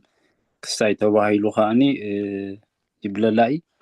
هلا ابتناي جزمي اندحر توسخ ابقولي خافتي حقتاتنا بخاني ابقولي خاني جزمي توسخ تزهيبسي دخون نجرو ناي بصحني قليبل لالبا شاف لطلك هيله زبلتي كسات ግን ማዕርክ እንደዚ ሓይለ ዓቕሚ እንዳበለን ከሎ ግን እቲ ክሳይን ከኣኒ ንብሎ ኢና ማለት እዩ ነቲ ዓቕመን እውን ማዕርክ እንደዚ ሓይሊ ከም ዘለውን እውን ኣይርዳእናን እዩ ጅዚ ብዛዕባ እዚ ሲ ርዲኢት ንኽሕድር እውን ብኸመይ ክብል ኣለዎ ክብል ይደሊ ማለት ቴንክ ዩ ቢንያም መጀመርያ ነቲ أفلت أو مهبة ناتي سرح مسكنك فتو قطنا بحطخا نمأتها وقلن انتايو أبتي بحقي ندابايو سفيرو زلو كما التعراقي قوالن قارن يبلو الدم بحر دافسيسو زي حجين من تاي مالتيو هنا أبحين مفد داي آتيوم هل كيت نقي فتسأم موسوو فتسيمم تأشمقون دو يبلو حجي بالرقص لسا قداي تخونها انت نفسها بمسوأتي تبجول لا معليتي من انت سلام بخم جيرنا هنا كنردو زلنا ግን ሙሉእ ብሙሉእ ማለሲ ምዘይደለየቶ ነቲ ዕርቂ ነቲ ደም ከተነቅፅ ክትብል ነብሳ ክትውፍን ኮላ ዝግበረላ ሓለፋ ከዓ ኣለዎ ከምቲ ንሳ ህይወታ ማለሲ ምእንቲ ሰላም መስዋዕት ትኸፍል ዘላ ንሶም ከዓ ንዓ ሓለፋ ጎሉና ሓለፋ ኣብ ምንታይ ንሕበአልና ሓደ ኣብ ውሕስነት ናይ ህይወታ بسلام كتنبرو له تخيل من قدي كالأي كأ وكيلا نعقوم تبجوس لزلا نتوم حد وجن حلفاتات وقولنا حلفاتات ناي مريت ديو حلفاتات ناي جزم ديو ناي تريد ديو ناي سل ديو قولنا زي حلفاتات على واحد جنتايو بخمي من قدي عرقي تفتم حدي سلامتاي نقول نسيت أبو تيا أنيسي نعرقس هو تحليفا خمتها نمخاني تزي كوينوتي سرح سقمي نيرو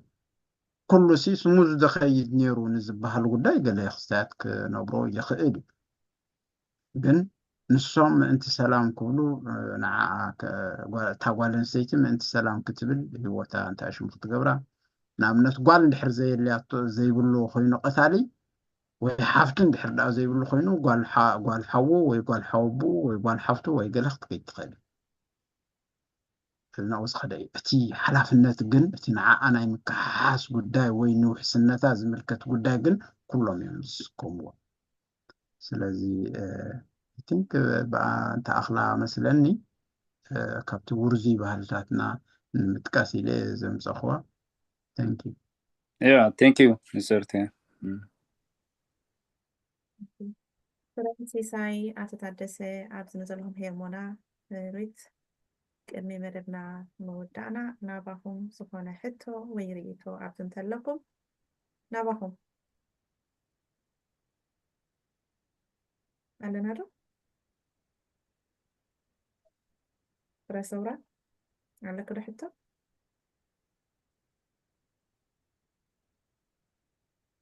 كلهم سقط إلى ميمد سامع زلهم كلهم حاوي أتتحدثي نابهم ብጣዕሚ የቐኒልና ጎርደን ኣገዳሲ ዝኾነ ብፍላይ ነቲ ሓድሽ ወለዶ ንኹላትና ዋላና ኣይጀሚርካ ትኽሉ ድሕሪት ተመሊስካ ክትገልፆ ፀናሕካ ዳርጋ ኣብቲ ሕብረተሰብና ከም ዛንታ ፅፅዋይ ንፈልጦ እምበር ብግብሪ ዳርጋ የለን ዋላ እዚ ሕጂ ኣብ ስደት ጥራይ ዘይኮነስ ዋላ ተራ ደቂ ኣንስትዮና ኣብ ውሽጢ እንተኢልካ እውን ዳርጋ የለን እቲ መንእሰይ እውን ስለዘይተላበሶ እተን ኣዴታትና ኣብ ደገ ዘለዋ እውን ኣብ ውሽጢ እንተዝላበስኦ ነይረን ኣብ ደገ እውን መንፀባርቆ እሞ ስለዚ ካብቲ ውሽጢ ጀሚርካ ስለዘየለ ኩሉ ከምቲ ዝበልካዮ ነቲ ዝነበርና ጉሒፍናዮ ዝበልካዮ ፅቡቅ ኣለካ ዋላ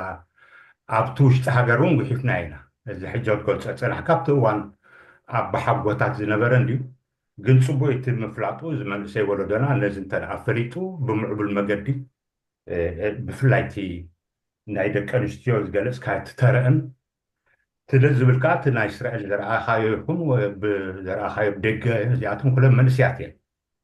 منسيات وينن تي ناي الدنيا جن كبر صوري نايو بسلام نعركي سلازو خنا سلاز الناس جم تعطيو زمن سي ولدو زسمحك كذلو انتهى زمننا أنا كم زخبكونا دريت سلام كبكونا سي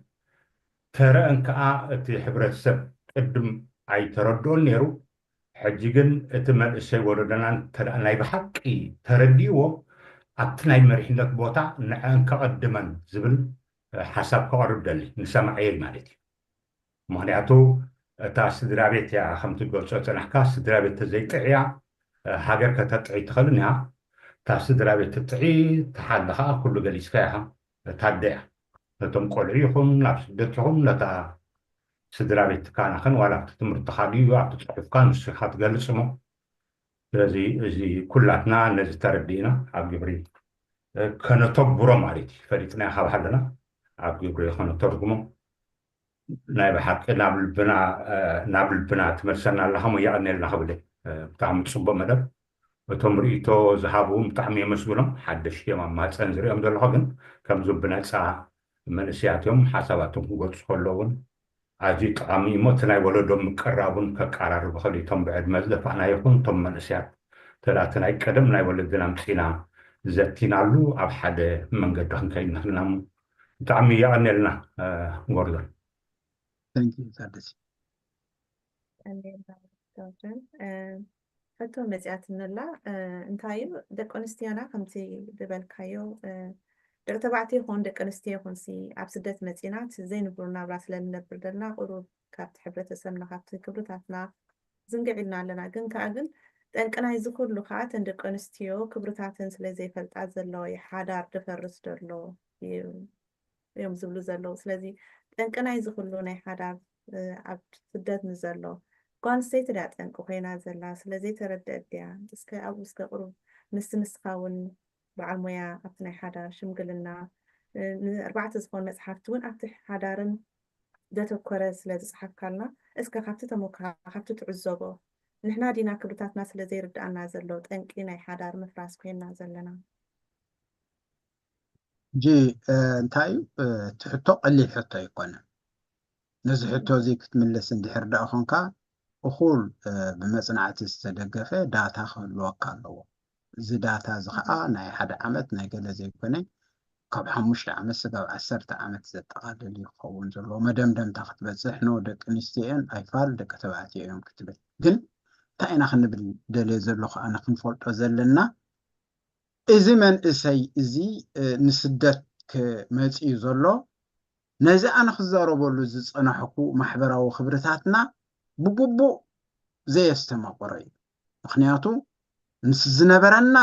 ናይ ኩሉ ፀገማት ነቲ ማሕበራዊ ክብርታትና ብግቡእ ክላበሶ ኣብቲ ከስተውዕለሉ ክመዝነሉ ክዕቅቦ ዝኽእል ዕድመ እንታይ እዩ ኮይኑ ጉዳይ ሃገራዊ አገልግሎት ድዩ ስደት ድዩ ክረምታዊ ማእቶት ድዩ ገለ ከይዱ ካብኡ ተፈልዩ ኣብቲ ክፈልጠሉ ክነቕሓሉ ክወርሰሉ ከስተውዕለሉ ዝኽእል መንገዲ ማለት ሕጂ እዚ ምስ ምምፃእ ስደት ከዓ ፍሉይ ባህሊ ካልእ እንታይ ሽሙ ኣለዎ ሓደ እቲ መንገዲ ስደት ዝሓልፎ ሓርጎፅጎፅ ኣሎ እንደገና ኣብ ስደት ምስ መፀኻ ዘጋጥም ከዓ እቲ ናይ ባህሊ ሾክ ኣሎ ምኩሉ ይራፀም ሕጂ እቲ መላጉቦታት ተበቲኹ ነናሓድሓዱ ሕጂ እታ ክትምዕድ ትኽእል ኣደ ሓትነ ኣሞ የላን እቲ ክምዕድ ዝኽእል ወይ ክምህር ዝኽእል ኣቦ ሓውቦ ኣያ የለን እኮ የለን ስለዚ ከምኡ ስለዝኾነ ጥራዩ ተሪፉ ሕጂ ኣብዚ ምስ መፀ ነቲ ባህልና ጉሒፍናዮ ዝበልክዎ ሓንቲ ውን ነቲ ተኣሽሙና ጉሒፍናዮ መፂና ኣብዚ ምስ መፃና ከዓ ክንሰጥም ምስኡ ቆሊብናስ ምስኡ ኢንተግሬት ክንገብር ኣይንኽእልና ሓዲግ ንተርፍ ሕጂ ኣብዚ ነታ ሕቶ ከይቐጥታ ንምምላስ ናይ ሓታቲ ሕቶ ይኮንኩን ዝምልስ ዘሎ ንዓኣ ንምምላስ ነታ ናትኪ ሕቶ ንምምላስ ኣብቲ ንስኻ ዝረኣኻየን ዝተወሰና ዘን ኣነ ዝረኣኽዎን ዝተወሰና ግን መልሲ ናይቲ ሓታቲ ይኮን ምክንያቱ ኣነ ንብሙሉኡ ኣፅኒዐ እኹል ዳታ ሒዘ ኣይኮንኩን መልሲ ዝህብ ዘለኹ ካብታ ንዓይ ዘጋጠመኒ እንድሕር ዳሪእኻ ግን ግዳይ ዝኾና ንሰን ዘይኮና ባህለንን ገለን ተኣሽሙ ዝኾና ግዳይ ዝኾና ዘለዋ ንሰን እዩ ምክንያቱ ብግብርሲ ሰበይቲ ዝቆተለቶ ኣሎ ሰብኣያ ዓርካ ወይ ገለ ሕፅያ ወይ ገለ ዝነበረ ዝቀተለን ግን ብዙሓት ኣሎ ዝቅትል ዲቲ ካልእ ጉዳይ እንድሕር ዳኢልና ካልእ ተኣሽሙ ማለት እንታይ ኢለኩም ነይረ ዘይፍታሕ ግርጭት የለን ናይ ግርጭት ዕብየትን ወይ ከዓ መምዘኒ ናይ ግርጭት በቲ ዋንኡ ከመይ ይዕቁኖ ከመይ ይርድኦ ከመይ ይፃወሮ እዩ ዝምዘን ስለዚ ከምዚ እንድሕር ዳ ካብታ ንስኻ ዝረኣኻያ ተኣሽሙ እንታይ ትብል እንድሕር ዳ ኢልክኒ ግን ሓዳሮም ገዲፎም ደገ ዝኸዱ ደቂ ተባዕትዮ እዮም ጋምብሊን ንበሎ ካልእ ኣዲክቲ ዝኾኑ ንበሎ ደቂ ኣንስትዮ ኣብ ከምኡ እንተልየን ኣይደነው تزقرب طرعنات ወይ ከዓ ትሪኦ ኣዝዩ ዝተወሰነ እዩ ሕጂኮ ኣብ ኩሉ ኣብ ብዙሕ ጉዳያት እንድሕር ዳርኢና ንሰንየን ሲንግል ማም ኮይነን ክንድቦን ክንድደን ኮይነን ደቀን ዘዕብያ ዘለዋ ጉዳያት ዝኾና ዘለዋ ሕጂ ባህለን ገዲፈን ገለ ገዲፈን ሓደ ባህሉን ዝዓቀበ ጥራሕ ይኹምኡ ክብል ዝኽእል እምበር ደቂ ተባዕትዮ ባህሎም ዓቂቦም እንዲዎስ ብምምዝዛን ኢና ክንገልጾ መን ካብ መን ንሶም ይሕሹ ንሰን ገዳድ ኢና ክንብል ስለዚ እንታይ ንምባል ኩሉ እዚ ሓድሽ ወለዶ ግዳይ እዩ ሓደ ካብቲ ሓደ ኣይሓይሽን ልዕሊ ኩሉ ትደራዕ ዝስከምኦ ዘለዋ ከዓ ንሰንየን ክንብል ንኽእል ስለዚ እንታይ ናይ ሓታት ሕቶ ብመጽናዕቲ ዝተደገፈ መልሲ ክረክብ ዘለዎ ከምኡ ዓይነት መጽናዕቲ ካይዱ ዳታ ዝኣከበ ከዓ የለን እዚ ኣነ ዝብሎ ዘለኹ ግን ሓደ ቁንጫል ካብቲ ክል ኣነ ዝነብሮ ዘይርሕቕ መደምደምታ ክብፅሕ ዘይክእል እዩ ቴንክ ፍራይ ሓፍተይ ናባኺ ሰውራ ኣለኽዶ ኣለኹ ሰላም ይቕኒልና ብጣዕሚ ፅቡቅ ፕሮግራም ብጣዕሚ ደስ ትብል መብርሂ ብሓቂ ስፍሕ ዝበለን ብሓቂ ከምዚ ምሻሎ ተስፋ ዝህብን ብሃፈሸ ማለት ብዙሕ ግዜ ኮንከን ከምዚ ዓይነት ቃላት ትሰምዕ ካብ ኣመፃፅኣና ጀሚርካሲ ንሕና ደቂ ኣንስትዮ ኤርትራስ ብዙሕ ግዜ ከምዚ ወለ ኢንቴግሬትድ ዝኾና ደቂ ኣንስትዮ ኢልና ኢና ንሓስብ ኣይ ቲንክ እንተ ደሊና ኢድና እንተ ተገዲድና ዲና ከማስኒ ኣብ ስራሕ ዓለም ሲ ዳርጋ ኣብዚ ዘለኹ ሃገር ሲ ዳርጋ 80% 87% ተሳታፍነት ደቂ ኣንስትዮ ኣብ ስራሕ እዩ ዘሎ ኣብ ኖርዌይ ዝቕመጥ ብፍላይ ኤርትራውያን ምስጉናት ኢና ኣብዚ ናይ ስራሕ ተሳታፍነት ማለት እዩ ይኹን እምበር እዚ ከምዚ ክንዛረብ ከለና ሲ ከምዚ ኣብቲ ደገስ ማንዴት ኣለና ዶ ማለት ከምዚ ትብሎ ዘለኹም ሲ ኤርትራዊት ጓል ኣንስተይቲ ሲ ብዙሕ መሰላታ ሲ ኣይትፈልጥን እያ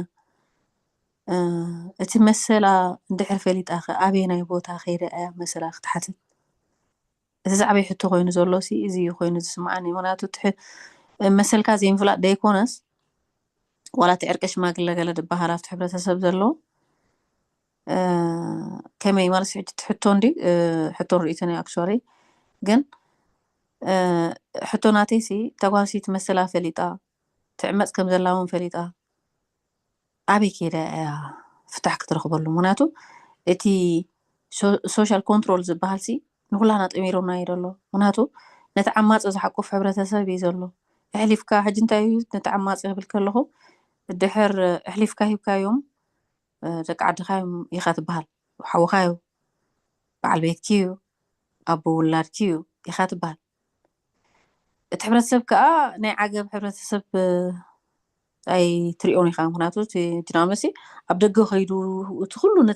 ነቲ ሓዳር ወይ ነቲ በእሲ ከጋድድ ዝኽእል እንዳተረኣየ ክሎስ ዓገብ ዝብሎ ኣካል ኣይርከብን እቲ ሓንቲ ዓገብ ዝብል ወይ ዝልምን ድዩ ወይ ክዓርቕ ኢሉ ዝመፅእ ድዩ ድሕር እታ ጓል ኣንስተይቲ ነቲ ወዲ ተባዕታይ ኣሕሊፋ ናብቲ ዘላቱ ሃገር ኣረኪባቶ እዩ ወይ ንፖሊስ እንድሕር ሓቢራ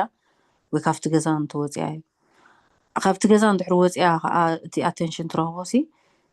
ሓውኺ እዩ በዓል ቤትኪ እዩ ወዲ ዓድኺ እዩ ወዲ ሃገርኪ እዩ ንምንታይ ኣሕሊፍኪ ትህብዮ እዩ ዘሎ ትሕቶ ኣነ ፐርሰናሊ ከም ዝረኣኽዎ እቲ ብፍላይ ኣብ ኖርዌይ ማለት እዩ እዚአን ኣብ ኖርዌይ ዘለዋ ተቐቲለን ዘለዋ ካብ 2015 ሒዘን ኩለን ተፋቲሐን ዝነበራ ተፋቲሐን ነይረን ተፈላለየን ካብኣቶም ዳሕራ እዮም ሓሲቦም ከይዶም ዝቐትልዎን እዚ ድማ እንታይ እዩ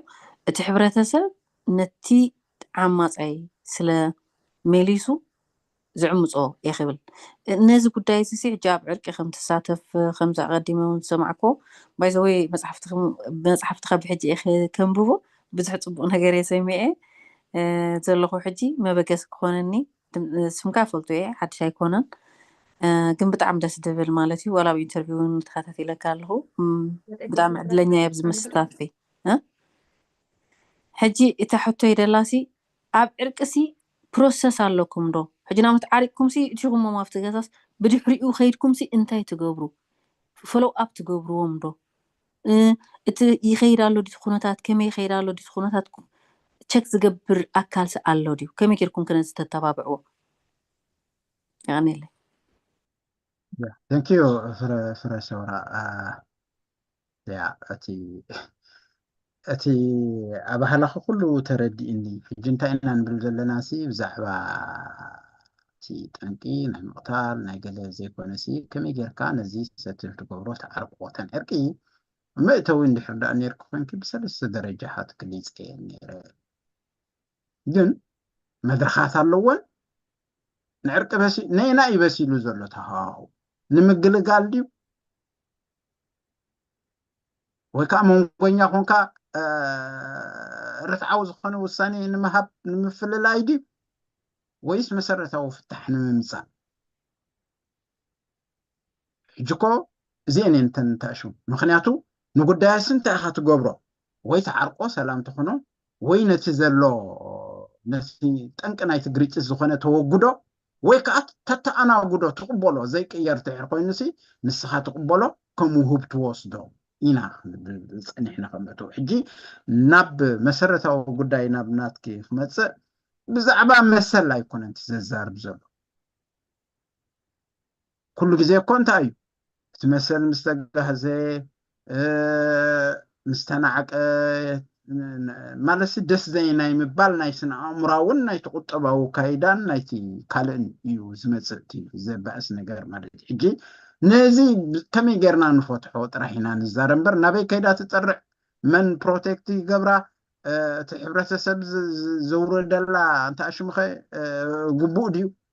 تخنني قال زبحان نسي يكونن السو كبي مسيو اندحر دالنا درجة نقحات زي مهلاو تا مسرتكو عنتو بيليا انتاي متنا هنا دربينا نزل خاخن كيداي كالنا حاديق تريفنا سلازي نزقو حفكايو እንደገና ምስቲ بقبو زي تتقملو فرق ابزر بحكا طرح انت اشم ክትገብሮ ምዃን ولا نسيتكو اب ሕብረተሰብና እኮ አይተረምን صنصي عين زفرلا كو يلن اندحر خمو غيرو حسبيتا يزبحال يصرفي قال نسيت اندحر دهريم حجي نزي تحس كامتي حس እንደገና ካለ ክትብት ጉባኤ ሆነ حجي እንታይ ኩሎም ንሶም ዞም ከምኡ ዝብሉ ንባዕሎም بخمي كم زفتح تقريجت اي فلطون حداركي تتصميم كغبري ويكا حوخي ودا عدخي احلفك اي تهبيو انت اشم داخون كتكون اي تخيلني خي سلازي حجي انتاي نخون زلنا دخمت نايتن كومينيتي هاتالو كمتي قدم عبيتي شماغل جواتات غلز بحالو زلو او نعوزتك اي فريان وين بتي زنبره تن ابيات امنت نبلن تن كومينيتات نبلن قال افريان سلازي انتين زخنا طرح عقببلو نسم كا توم كلته تغراجو تخاتت يفوزوناتهم حيزهم قربو صنعوا نعو زدقفو نصنعات زدقف سلازي كفتحو زي يكونوا متيم تايدا صصقعم حيزهم مناسنف ايوتي صغير مالت حج انتين مبالي اتصقمنا انتايو اتي درجة نقحتنا مستزلنا يو زماتاتن اي سوغمن نصوتانا مسيلنا خاين خيدنا لنا قال نستيتي حدار مسقبرت ادي انتاي تصاور كميجيرا تكاناون نخلو كميجيرا نزخوني تزحل نهد ترالو نقول صنحنا انا خبيز مسي خبيز وقولي ابوه اصلالي صلاه يخون مخته والتا خون نبر مليسو نسو ايتقعن حجي انت يخون الله كلت ايزي نسا كابو صبي ነገር ولا حد يلين وفي رزقتي اتنسو زغبر انا غبر لخو تبل نسو خشن اتي دلا يغبر فالي كبان لعل انا خشن كبل خالي سلازي انتاي زيوم متحلالختي زيكونو مداغاغفتي ممالالتيو اكندز مالالو بالليچا خوينوتي وفيرا سلي متاوا اتاو مغبارا نعوت دغفو خمزلا ترديو ንሱ ኸዓኒ ኣብቲ ንሳ ክትገብሮ ዝግባእ ኣብ ገዛ ክንዲ ዘበርክት ክንዲ ዘይኾነ እንድሕር ደኣ ክስታይ ኮይኑ ፋሕመት ስለዚ እንታይ እዩ ናብ ምንታይ ክብል ክጥቕልላ ናይ ፍረ ሰውራ እቲ ፀገማት ናት ኮሚኒቲታት ገብሮ ዝግብኦ ኣይገብርን እዩ ኣየሰልጥንን እዩ ናብቶም ዘለዉ ኣማኸርቲ ወይ ፋሚሊ ካውንስሊንግ ዝህቡ ከዓ ክንከይዳ ንኽእል ኢና ልዕሊ ዓቕምና ኣይትክፍሊት ብባህሎም እምበር ብንሕና ማሕበራዊ ክብሪ ኣይፈልጥዎን እዮም ትቆናይ ቋንቋ እውን ፀገም ኣለና እቲ ምስጢራት ኮይና ኢና እውን ብኢንተርፕሬተርስ ክሓልፍ ኣይንደልል ኢና ድምር ናይ ዝኩሉ እዚ ሕጂ ኩሉ ኣብ ሓንጎልና እንታይ ሽሙ ይኸውን ድሓር ይፍጀር ተፈጂሩ መግቲ ይስኣኖ ሳዕቤኑ ከምዚ ክንዛረበሉ ዝፀናሕና ይኸውን ሕጂ ኣነ ምኽሪ የህብየ ቀፃሊ ብዙሕ ልዕሊ ዓቕመይ ስለ ዝኾነ እውን ተምሃሮ ከፍርፍ ጀሚረስ ቀዳማይ ዙርያ ወፅኦም ካልኣይ ዙርያ ሰኑ ይጅምሩ ኣለዉ ክብለኩም ፀኒሐ ብሓደ እዋን ዝውዳእ ኣይኮነን ከተማኽሮ ወይ ክትሽምግሎም እንድሕር ደኣ ኮንካ ተዳጋጋሚ እንዳ ረኺብካ ኢኻ ትኾንን ሓንሳብ ምስ ዓረቕካዮም ወይ ናብቲ ንቡር ምስ መለስካ ከዓ ኣብ ዝተወሰነ እዋን ሱፐርቪዥን ከተካይድ ክትከታተሎም ክትክእል ኣለካ ከምኡ እንድሕር ደኣ ዘይጌርካ ግን ስጋብ ሱር ማለት ስጋብ ዝፅገን ስጋብ ዝረሳረሱ ልቦም ተዋሂቦም ስጋብ ዝተኣማመኑ ፎሎው ኣፕ ደልዮም ምክንያቱ ደገፍ ስለ ዝደልዩ ከምዚ ባሌት ጌርካ ተቕንዑ ሓደ ተኽሊ ከምኡ ጌርካ ድጋፍ ትኮኖም ስለዚ እቲ ሕብረተሰብ ከነዚ ይቕበሎ ዲ እንድሕር ብሓንቲ መዓልቲ ከምዚ ኳትሮ እቶ ዝብሎ ብሓንቲ መዓልቲ ውድእ ከተብለሎም እዮም ዝደልዩ ወይ ብሓንቲ መዓልቲ 3 ሰዓት 4 ሰዓት ብሓደ ክትዛረብ ኣይትኽእል ኢና ደረታ ኣለዎ እቲ ትኾኑ ስለዚ ክልቲኦም ብሓባር እንድሕር ደኣ ዘይመፅኦም እንድሕር ደኣ በበይኖም መፅኦም ከዓ ንሳ ከምዚ ምስ ገበረኒ እያ ትብለካ እምበር ከምዚ ምስ ገበርኮ ይትብልኒ ንሱ ከዓ ዝኣበራ ክስታይ እዩ ዝብል እምበር ናቱ ክስታያት ኣይንግረካኒ ሕጂ ከምዚ ስለ ዝኾነ ነቲ ጉዳይ መሊሱ ይዋትቶ ስለዚ ሶሪ ፍረሰውራ ነዊሕ ኣቢል እያ ነዚ መስ ያቀኒልና ሩቤል ሓወይ ናባኻት ያ ብጣዕሚ የቀኒልና ብፍላይ ክፍለ ሕጂ ዝሃብካዮ ንሰባት ትህቦ ዘለካ ሓገዝ ብጣዕሚ ደስ ዝብል ነገር እዩ ምክንያቱም ጋይዳንስ ዘይብሎም ቆልዑ ገለመለ ክተሃሳሰዩ ክትርኢ ደስ ኣይብለካ እንዲ ከምዚ ኸማና ዕብይ ዝበልና ሞ ቁሩብ ናይ ሂወት ተመክሮ ዘለና ሰባት ክንሕግዞም ብጣዕሚ ኣገዳሲ ነገር እዩ እተን ዝበልኩሞን ሓደ ክልተ ነጥቢ ግን ክዛረብ ክፍትን እዩ ንለውጢ ድልዋት ዲና እዩ ቀዳማይ እቲ ስታተስኮ ወይ ድማ ናብቲ ዝነበርካዮ ቦታ ኩሉ ሻዕ ክትነብር ምድላይ ኣብቲ ስታተስኮ ክትነብር ምድላይ ሓደ ጥዕሙካ ኣሎ ማለት እዩ እቲ ስታተስኮ ወይ ተረባሒኻ ማለት እዩ ስለዚ ለውጢ ክመፅእ ከሎ ነቲ ለውጢ ንክንክቶ ስለንፈርሕ ናብቲ ናይ ቀደም ጥራሕ ፅቡቅ ነርና እንዳበልካ ይኽየድ እዚ ድማ ኩነታት ተቐይሩ እዩ ሰባት ኣውሮፓ ኣሜሪካ መፅኦም ኣለዉ ኣሕዋትና ንኣሽቱ እሶም ከዓ ኩነታቶም ተቐይሩ እዩ ግን በቲ ናይ ዓድና ወይ በቲ ዝነበረ ኣተሓሳስባ ክኸውን ኣይክእልን እዩ እቲ ሓቂ ካሊእ ዘሎ ሕጂ በቲ ሓቂ ግን ከመይ ጌርና ምስቲ ናይቲ ዓድና ዲ ገለ ኣጣዓዒምና ከመይ ጌርና ናብ ዝሓሸ ረብሓ ክንቅይሮ እዩ እቲ ክኸውን ዘለዎ እምበር ልክዕ ናይ ግድን ክኸውን ኣይክእልን እዩ ምክንያቱም ቀደም ኣብ ዓድና ደቂ ኣንስትዮ ኣይሰርሓን ነረን ሕጂ ይሰርሓየን እዚ በዓሉ ዓብይ ዝኾነ ግርጭት ከምፅእ ይኽእል እዩ ከምኡን እዚ ኣብዚ ዓዲ ምስ መፃ ደቂ ኣንስትዮ ተባላሸን ገለመለ ከምዚ መሰለን ኣይፈጥቃን ዝብል ነገር ኣነ ብጣዕሚ ዘይሰማማዓሉ ጉዳይ እዩ ምክንያቱም ሃፍትኻ ከምኡ ትገብር ድልካ ሓደ ሰብ እንተሓተትካዩ ኖ ሳዳ ከምኡ ጥዒት እያ ክብለካ እዩ ኖ ኩለን ኣሕዋትናየን ተፀጊመን ኣሎ እቲ ቀደ ሽግርና እንተዘይፈሊጥናዮ መፍትሒና ክንረክቦ ብጣዕሚ ኣፀጋሚ እዩ ኣሕዋትናየን ኩለን ኣሕዋትናየን እዞም ኣወዳት ዝቐትሉን ኣሕዋትናዮም እንታይ ኮይንና ኢና ግን ስምዒትና ምህዳእ ስለ ዘይከኣልና እዩ እቲ ዳይናሚክስ ካ ይፈላለዩ ንኣብነት ባኒ ደልያ ካብ ወፃኢ ምናልባት መፅኡ ሓደ ዝተመርዓዋ ሰብ ሆምለስ ዋላ ስራሕ ዘይብሉ ብናይ መንግስቲ ረድኤት ዝነብር ሰብ ኣብ ዓዲ ከይዱ መርዓን ደርዓን ገይሩ ጓሎም ሂቦም እሶ ናብራ ክተመሓይሽ ባኒ ዘይብላ ኣብዚ ዓዲ ምስ መፀት እቲ ባኒ ባዕላ ሰሪሓ ክትረኽቡ እንተረኺባቶ እሱ ስራሕ እንተዘይሰሪሑስ ናይ ግድን ድያ ምስኡ ክትነብር ናይ ግድን እዩ ምፍታሕ መፅኡ ምፍታሕ ከማዓበ ነገር ኣይኮነን ማለት እዩ ዝረአይ ስለዚ ነተን ደቂ ኣንስትዮ ኣሕዋትና ምርዳእን ምሕላይን ከድሊ እዩ እተን ኣዴታትና ግን ዝኩሉ ዝዓርቃ ዝነበራ ሕጂ ኸሰብ ምን ተቐይረን ድን ኮይነን ንምንታይ እንዳረኣያ ከምዚ ዓይነት ክስታይ ንምንታይ እየን ሓገዝ ዘይገብራ ዋላ ብክስታይ ዝመፃ ዘለዋ ክበፅሓ ገለመለ መፅአን ዘለዋስ ከመይ ዓይነት ተራ ይፃወታ ሕጂ ኸ ኣብዚ ዘሎ ናይ ምዕራባውያን ዓለም ከዘሎ ናይ ኣዴታትና ከተራ እንታይ መስል ክመፃ ከለዋ ድን ገለ ንሳይድ ደን ዝሕዛ ዋላ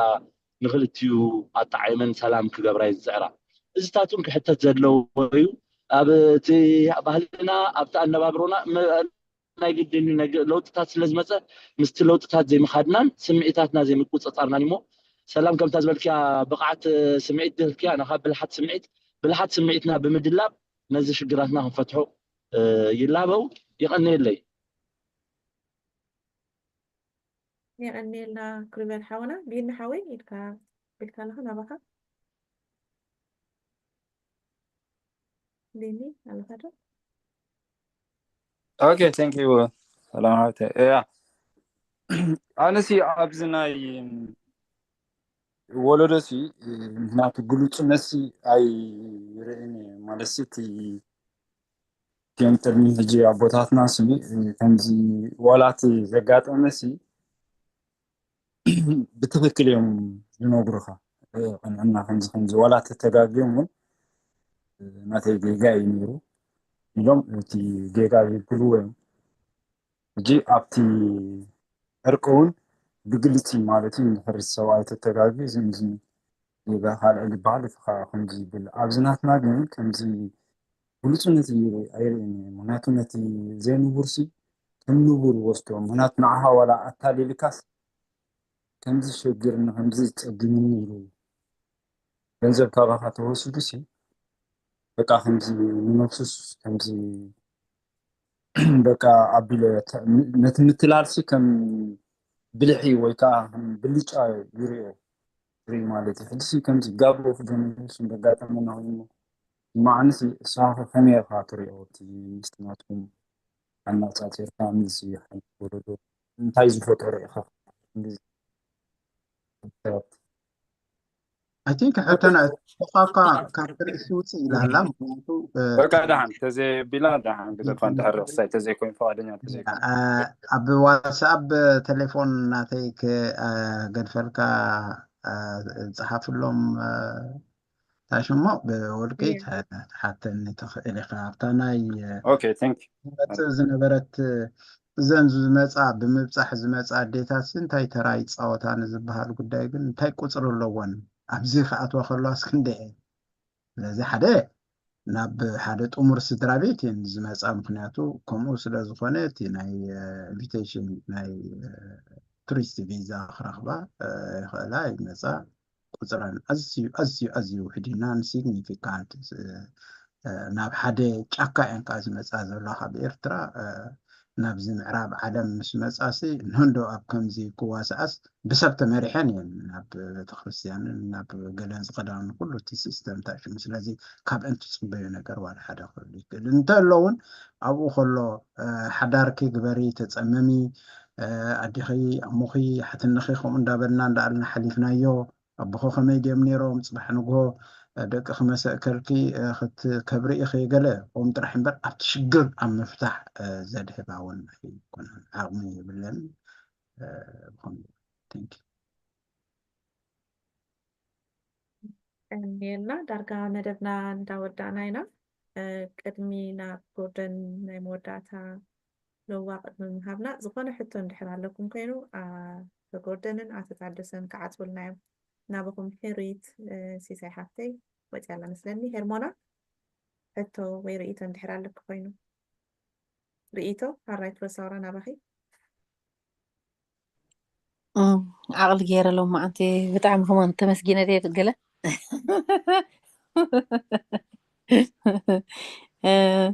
أبزا ريتيسي أبزا نيدا حرويت مالتي جوردن حاوي داخل دلسي أنا كل الرأي دلني حفشوي حبرت السمناسي بفلاي أب إيرتراز ولا حبرت السمنا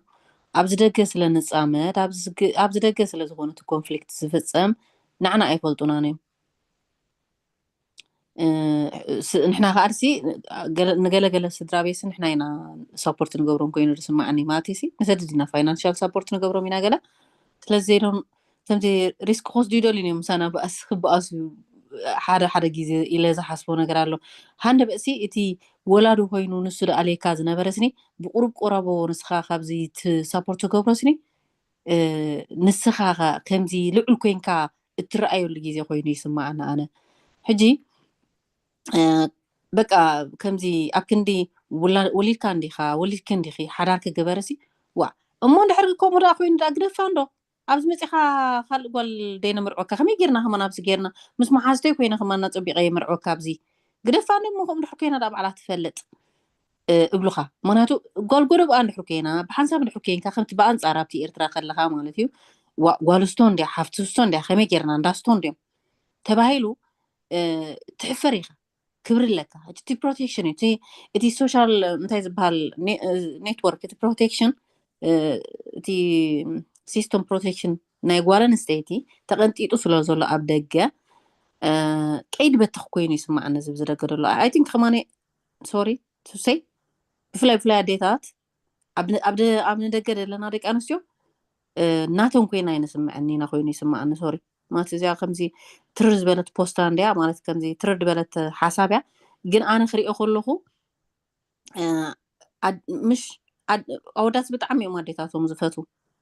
حتى حنت دس بوا مزود زوال كأزم دقها وليد كام زلا حدا ما عاد سب كير أخيم حدا ما عادتي كي سعمكم كي حقفكم زي كونوري نعا إلى تزارب سعد الليلة ما زي قالوا عندي قالوا بروخات عدتات نغلا تنايكم كن تزارب تماجوريتي أبز فرز الحدار جن الحدار أبقى يوم سلا زي تمسرته نعاتهم أين تايم يخوين يسمع أنا as long as نسخة سابورت زجبر كايم بفلايد ما ندحر حتى حدار زي بالكاخل لقاي خمور سابورت زجبر يتجنزب حدار مزجبر كأورتي يقول لومي so I don't know what to say again كم ذا عند feeling علني I don't know ندحر من الباتي قال له قاعد تجاك يخبروني جن أو شتيت أنا حسابي نو انتاي مسيل كفر سورة تبع له جن انتايو كاب عدين زمزا ويا بعدين زلو بخمي امزت أمته بتحدا سبأي وفيرو خاطو بقى أزازي وساني إيو بتناتو عد حجي سبأي كم خون اللي اعتددي حجي سبيتسي أو أبتحت سبأي ترحكت كيد نساهم يعني را كم تدل أبزي مسمتنا برات تي كل خلص تغيري حجي زي تغيروا زي قبل جزي خي قتل ثلاث فولدو خا حجي انت ادغون ودا عند حرد ابشن صنيحوا انت كم يغيرا واحد اي تخبروني ايات بالنبر يداغاغفا كنت نستا اتاوتم زلا وفيرا تداغاغفو زلا بتقطبا نسخ اب غزا زبيتا وسرح كسرح كصراردي قلعو كخون دي اب كشنا خاطدي كحصاصبسي كدغفا خمس غبو يتفلطني تدا ودا سوارده غير تردو سلازي انت ايتو درجة نقحات تبهلي تقلقي أبقمت كنعتو زلا وانبر ولدي دقم كفاتحو أيدلي تايد أدل أدى ودي ودا نودا تخبر سبيتي تركب أدى قوالكا ني قوالا زنكا بخبلا زخبرا زسلما زبلا خلو تركب يوم ستالي بر أدوغال ونكو سبعي قال بكشنا خاتي خحصب كخشن دحر اي تعقبسني سبيتا ياتولو حجنتاين مبالي قدم قدادم تحنتي كنفلطا زلنا شماغله عراقي كونكا نغدات كفت تفتح اندحر دا كونكا نيترال كتكون لك زي شارع وقت تكون لك زي أسقاب زي كونكا سابورت سلاتقبرهم نسون خي قدلهم نخي يوم الكا قال ملان دي حرد قالوا نيترال سلا زي كونكا بقعتي بالكم توتال حجتي تسقم نسي يو تي زبزح وان تزقاطن كابو حليفو جن قوالا فتحت خوينا بسنجل مام خوينا وي مامي نخدم برتدلي ادي يكون ابو يلن ወዳ ታሽ ምኾይኑ ክስታይ ዝኸውን ያለን ሕጂ ማእከል ናይ ኩሉ እንታይ እዩ ኢናኽን ማእከል ናይ ኩሉ እንታይ እንድሕር ዳኢልና እቶም ቆልዑ እዮም ደቁ ጋላ አቦ ዘይብሎም ሰዲኦም ደኸዓቡ ደቁ ወዳ አቦ ዘይብሎም አደ ዘይ ካበቦኦም ተፈልዮም ሰብዲኦም ዲኦም ከዓብዩ ጀምዚ ሕጂ አመላኻኸታ ነዞም ቆልዑ እዚኦም ማእከል ጌርካ እንድሕር ዳ ክትሓስብ ክኢልካ ታሽም ክትኾኑ ትኽእል ብዓብኡ ግን እንታይ እዩ መውስቦ ሓዳር ኣብ መንጎ ክልተ ሰባት ዝፍፀም ዘይኮነ ኣብ መንጎ እተን ክልተ እንዳታት ከምቲ ሓንቲ ቦ ዝበልክያ ኣብኡ ዝፍፀም ንክልተ እንዳታት ዝጥርንፍ ዘዋሃድ እዩ ስለዚ ክልቲኦም እንድሕር ዳ ጓሲዮሞ እዮም ክኸዱ ዝኽእሉ ተዘይኮይኑ ነቲን ክበሃል ኣይከኣልን ዝበዝሕ ወላዲ ግን ኣብቲ ይኹን ናይሃሉ ብኸመይ ወዱ ሓዳር ገይሩ ክዝምድ ብኸመይ ጓላ ሓዳር ጌራ ሙቕ ህይወት ከተሕልፍ ጥራሕ ናይ ወለዲ ኣተሓሳስባ ወይ ድሌት ስለዚ ከማ ጌርና ክንወስዳ ዝሓሸ ምስሊ ተንክ يعنيلا هلي نباخي ناي مودعتا حتى نبقينا اوكي احد رابي السلام كم يمسيكم ثانك يو عدل دهابكمني جوردن بدعمينا نمسكنك ابزي مدب مصيخا نحبرتسبنا خمزختا فلطوم مغباركا احد رابي لك حتى تدلي دلخو ግን ኣብዚ ስደት ብዙሕ ሰብ ይጠቕሶ ወይ بعيني وندر اخو ወይ ንነብረሉ ደለና ነገራት እዩ ኣብቲ መጀመርታ ናይ መደብካ ክትገልጾ ከለኻሲ ዓደሲ ንዝኾነ ብባህርያትና ደቂ ኣንስትዮሲ ንልብና ለዋሃት ስለ ዝኾና ርህራሄ ነርኢ እሞ ከምቲ ዓንተ ወይ ድጠቐስካዮ ፍትሒ ኢና ንጎይ ወይ ከዓ ዕርቂ ኢና ንጎይ ሕጂ ኣብዚ ድሪኦ ዘለኹ ኣብ ስደት ወፅየ ግን ናተይ ካብ ነፍሰይ ጀሚረ ማለት እዩ እተን ኣዴታት ኣብ ኣደ مسكونا ولاد مسالونسي أبعال بيتن ጭካነ ፈርያ ይርኢ ሓደ ግዜ ብጣዕሚ እትለውሃትና ያደሲ ኣበይ ከይዱ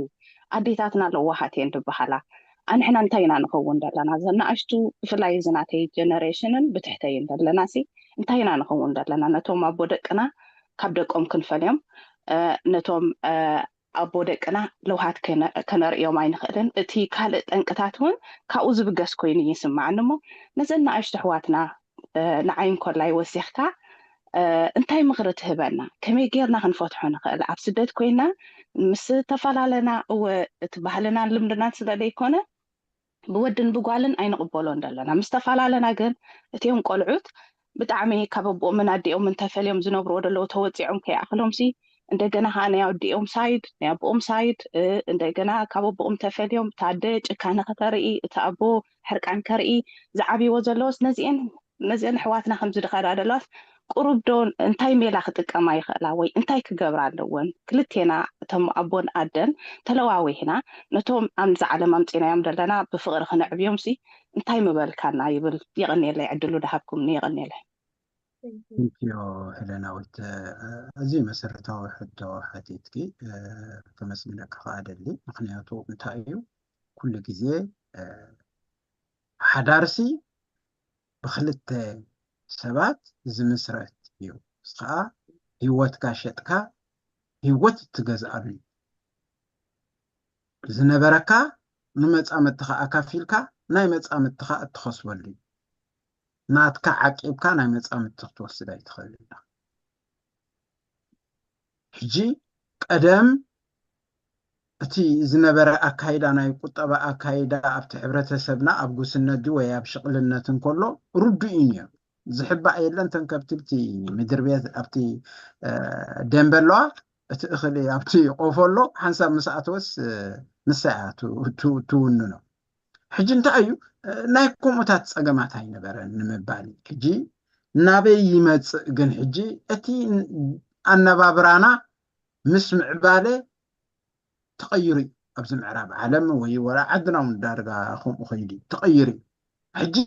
በቲ ናይ ቀደም ስታይል ክትከይድ ኣይትኽእልን ቀደም እውን ዋላ ከምኡ እዩ እምበር ዝኣኸለት ጓል ምስ ከመይ ጌራ ወዲ ተባዕታይ ከመይ ጌራ ምስ ሰብኣያ ትነብር ምስ እንዳሕሞኣ ትነብር ኣዲኣ أما حاتنا مهيرين ينزفانو أمستحد وان مرعى مساخذ مالتي نودخ أبو حوبو لك كمو قال كمي جيركا تحز مهيروم أرديهم يمسدو برسقلكا مصيلكا نمرعى راح يكون الشباشو لومي جن تايزلو مرعى ندحر تباهيلسي بزعبات السيروموني بزعبات وصايتات بزعبات الكاميرا تقدم امبر تسنا امراو مقرب تغبرو كلتي خايل سلازي حج انتاي كمي جيروم زم كلتن صوتا انصار ባህሪ ዘለዎም ይማላልኡ كمي جيروم كي يكአሉ ትምህርቲ አይወስዱን ከምትናይ ቀደም ዝነበረ ዝምዕዶም የለን እሱ እውን ኣብቲ ቀደም ዝነበረውን አይረኽብዎን እዮም እቲ ናይ ቀደምና ሕጅን ከዓ ዝተፈለየ ስለዚ ዝኾነ ይኹን ዳሽም ክኾኑ ከለዉ ንስለ ባህጊ ወይ ተፈቂሮም ብሓባር ንኽነብሩ ብቁጠባ ንኽደጋገፉ ክወልዱ ንኽፅግዩ ሰለስተ በገለ ነጥብታት ምፅእ ኢሎም ጥራሕ ዳሽም ይገብሩ ከመይ ገይሮም እቲ ኣብ ሕፁነት ዝነበረ ወይ ከዓ ኣብቲ ፍቅሪ ኣብቲ ቅድሚ መርዓ ዝነበረ ፍቅሪ ከምኡ ኢሉ ክነብር ኣይክእልን ዝህጎ ዝነበሩ ረኺቦም እዮም ድሓር ውራይ ስርዖም ውራይ ሓዳሮም ገለ እዮም ገብሩ ምስሊ ቻው ይመፅእ ሽዑ ከምኡ ይመስለኒ ነይሩ ተቐይሩኒ ተቐይራትኒ ይመፅእ ሕጂ እንታይ ትመኽረና ንትብል ሕቶ ናይ خبرت حفتنا حتى بقبو مستي ونتات مستي نبرو لزلنا عالم زخيل تمرتي كوسك خلنا له أبي توستو كله حتى أبتنا إمنا التكالات دي خاطو وستو أبكم زعانة تمرت خدها تأشم تكونو متحفت دي خاخة النبب تكبر كتكلا لكات الزي كوينو قل تي زمثلا كان التدوليون أب قبري أميدا مسجد أمكا زلون فتيم أي رخبني سلزي جزي وسديني نابت جت بحرتا إزمت عقي بلوم سجاب عن كرملو رقمتي تبع غيره وسائلاته ويكا خمس خينو دق ريو قال ملاي يبحر الذي كم تازنو بروا أعرو كوينوم ستبراشو تتحيزم زغدو دحري حصنات مودا دحر قال عمل صا دحر قال خونو ايكون نسا خمت زنبرو تخطو حالات خلينا يتركبوا لنا نسو اني ابقال هادم دوم يزخيدن بتاش مخونا كني سلازي انت يخون تفقري زحسسه تمنوم قالو زرئه وين السخاء حنتي ان شاء الله كا زي صففتي أب قوم أب كدادنا أب لهم رديت يحضروا مو كلتيفو تيخستاي خيل حنساب جلس الناس هالي مهين دحر زي تباهيل كالله خاني دا تجاج دا قفحي وزخي أبزل لهم زلون دحر داري خا بتفترو أبي زلو يخد بليو أبي زلا خل ندلك قال أنت زي كوينو كقرار بزخيل مهين كبير زخيل لند حر حنتي حنساب نفاس ندحر داوزيا شرنا مقبارة بالتليفون بقول ملي تاشم بيزي وسديني سكن تاشم قولي سلازي دمر زين قال بصح زي قلص كون يو أبو خينو مو أب حد نزحته غزي أخن ملس ندحر خوين سكل تبيرت كلاي كذلي الناي أب كل تدا بخمسة أجر يمكن خونها سوري ثانك يو جوردن بتعميو استرحتنا إذا تمرت زينا كل قبض حقوق أنيرو بزون بيوتيوب قال أي صار سايكل قال قبرنا بتعمي بزح نقرينا نمهازل لنا يوم تردلو أحوات مو فلبينا أنا نسكن نايب حقي أقد تاسي زخونة تمرتي مقعد نابت حبرتنا نافتي سر مسرتنا ملسا بالكانا نفسنا نكون فتشيخا خمسينا مو يعني لنا خبر تدالي أمينا مودانا كن ناتو تادسة I think نلاتكم مو نباهم كبلامو أتعالى بالكا عم موداتا فتقلت أنها كمون اتتهبو تمرتن عرقن ناتو فلابز تيك توك دادا كي مزمت زلو عرستن دحرينا ኣብቲ ሓዳርን ዝምድናታትን ኣብ መንጎ ደቂ ተባዕትዮ ደቂ ኣንስትዮ ዘሎ ዘይምርድዳእ ደጋጊሙ ዝመፅእ ኣብ ዝኣተፋዮ ገዛ እሲኡ ዝመፅእ ዘሎ ሞ ከምዚ ዓይነት ትምህርቲ ከም ዘሎ እንድሕር ፈሊጦም እቶም ኣሕዋትና ምክንያቱ ኣዴታትና ኣቦታትና ይምህሩና ነይሮም እዮም ምናልባት ውሽጣጠ ብዙሕ ሰብካ እንተዘይፈልጦ ኮይኑ ኣብ ውሽጣጠ ግን ኣዴኣ ነታ ጓል ኣንስተይቲ እንታይ ክትገብር ከም ዘለዋ ትምህር ነይራ ኣብዚ ከዓ ንዕኡ ኢና ስኢና ዘለና እሞ በቲ ስደት ዘለና ከዓ ከመይ ጌርና ንምሃሃር ከም ኣሕዋት መጠን ከዓ ሎሚ ምሸት ቴንኪዩ ኣተታደሰና ባኹም የቀኒለይ ናይ መምህር ክፍለ መግለፂ ናይ ሎሚ ደቂ ኣንስትዮ ዝምልከት ብምስላኸ ንሰኒየሉ ማለት እዩ ብፍላት መጀመርያ ጠቀስካዮ ጥበበኛ ምዃና ደንጋፂት ምዃና በቕባቕ ምዃና ሓላይት ምዃና ሕጂ ንዕን ዘሰንያ ምስላታት تناي كلام من تحت التحوز عن التحوز مستقبل السلام كحدا لبي ولادي كت لبي ولد كت قبل زتي بابا مخانا تعدى مالتي سعي ولاديت زي ولده نيفلطو زبلون الله كانت حالات مخانا عدن تسعنت كاب ابني تسعنع زبل مسلاتاتون الله مالتي كانت حالات قلت ماي نربو عندي نابنو كل ساعة عندي نابنو تحزون تحالات نايدا خم تقول صنعكا أبزخونا الشجر ديو تسجم ديو سد ديو تقولها تولد كابد عد كاوي تفلنا أزون تحالتايو عبيت وداديتو زت أميلن زبلن لون علنا مثلا أزون تحالتيو عدن ترخبت تبكا انت سعنتون تدليلكا زبلون زتيناتا دنقاتن حالتون زقلسيو مسبيتون ولادون زي مكر تسأني هي تحس زبلون زيتي عدي يكون سبيتم عارف عندي طبابنيا مقانعي مخارج مقانع خمتي يقول شاتنحكا عدي خزي بلو اي جزخان ابو خزي بلو اي بايتوخان زونتي اب نايب بوترا غديسكايو تناتو حلفنا تبايتو نايتا سدرابت نايتا جزها كنت مغلصها اتا عدي امالتي كان دنبه بزي كبتي بيت بزي سبيتي اي موقن زبلون تي طباب نايتا عدي عبت جزايو كان قوال تبكوري مس ازجي زمخرة يبلو ازون معرخن داي تندك انستيو يخون قوال دليت كم زولة حقن كوتان ناي ارق مخانا ناي سلام مخاناون كابتا مجلتي تكحنتوي كل ساعة نسلام نقلن عايم زقدمو زي اول مساعدة تأساسريا بحقنا قوال مولاد نير ومي كان الدحري كل عود قوال انستيتلا ازون عبدي قون سمعيمو زين مستن مجلتي تكا كومونتهم سمعتنا إذا حلفونا 4 مدبات ناي تيك توك مسلاتات هالميدنا مسلات سنحنا لو مخا مزناي ممر كفلة من قدي تنزل لما تكون من مسلا عستنينا نصدركم علينا مو استمع أروان بفلايك عبزل زلهم مهاجر تعزب الآن تم عب جرمن زلهم بجرمن لا ترجمكم عب إنجليز زلهم بإنجليز عب كوتا عبزل لهم بتليان زلهم بتليان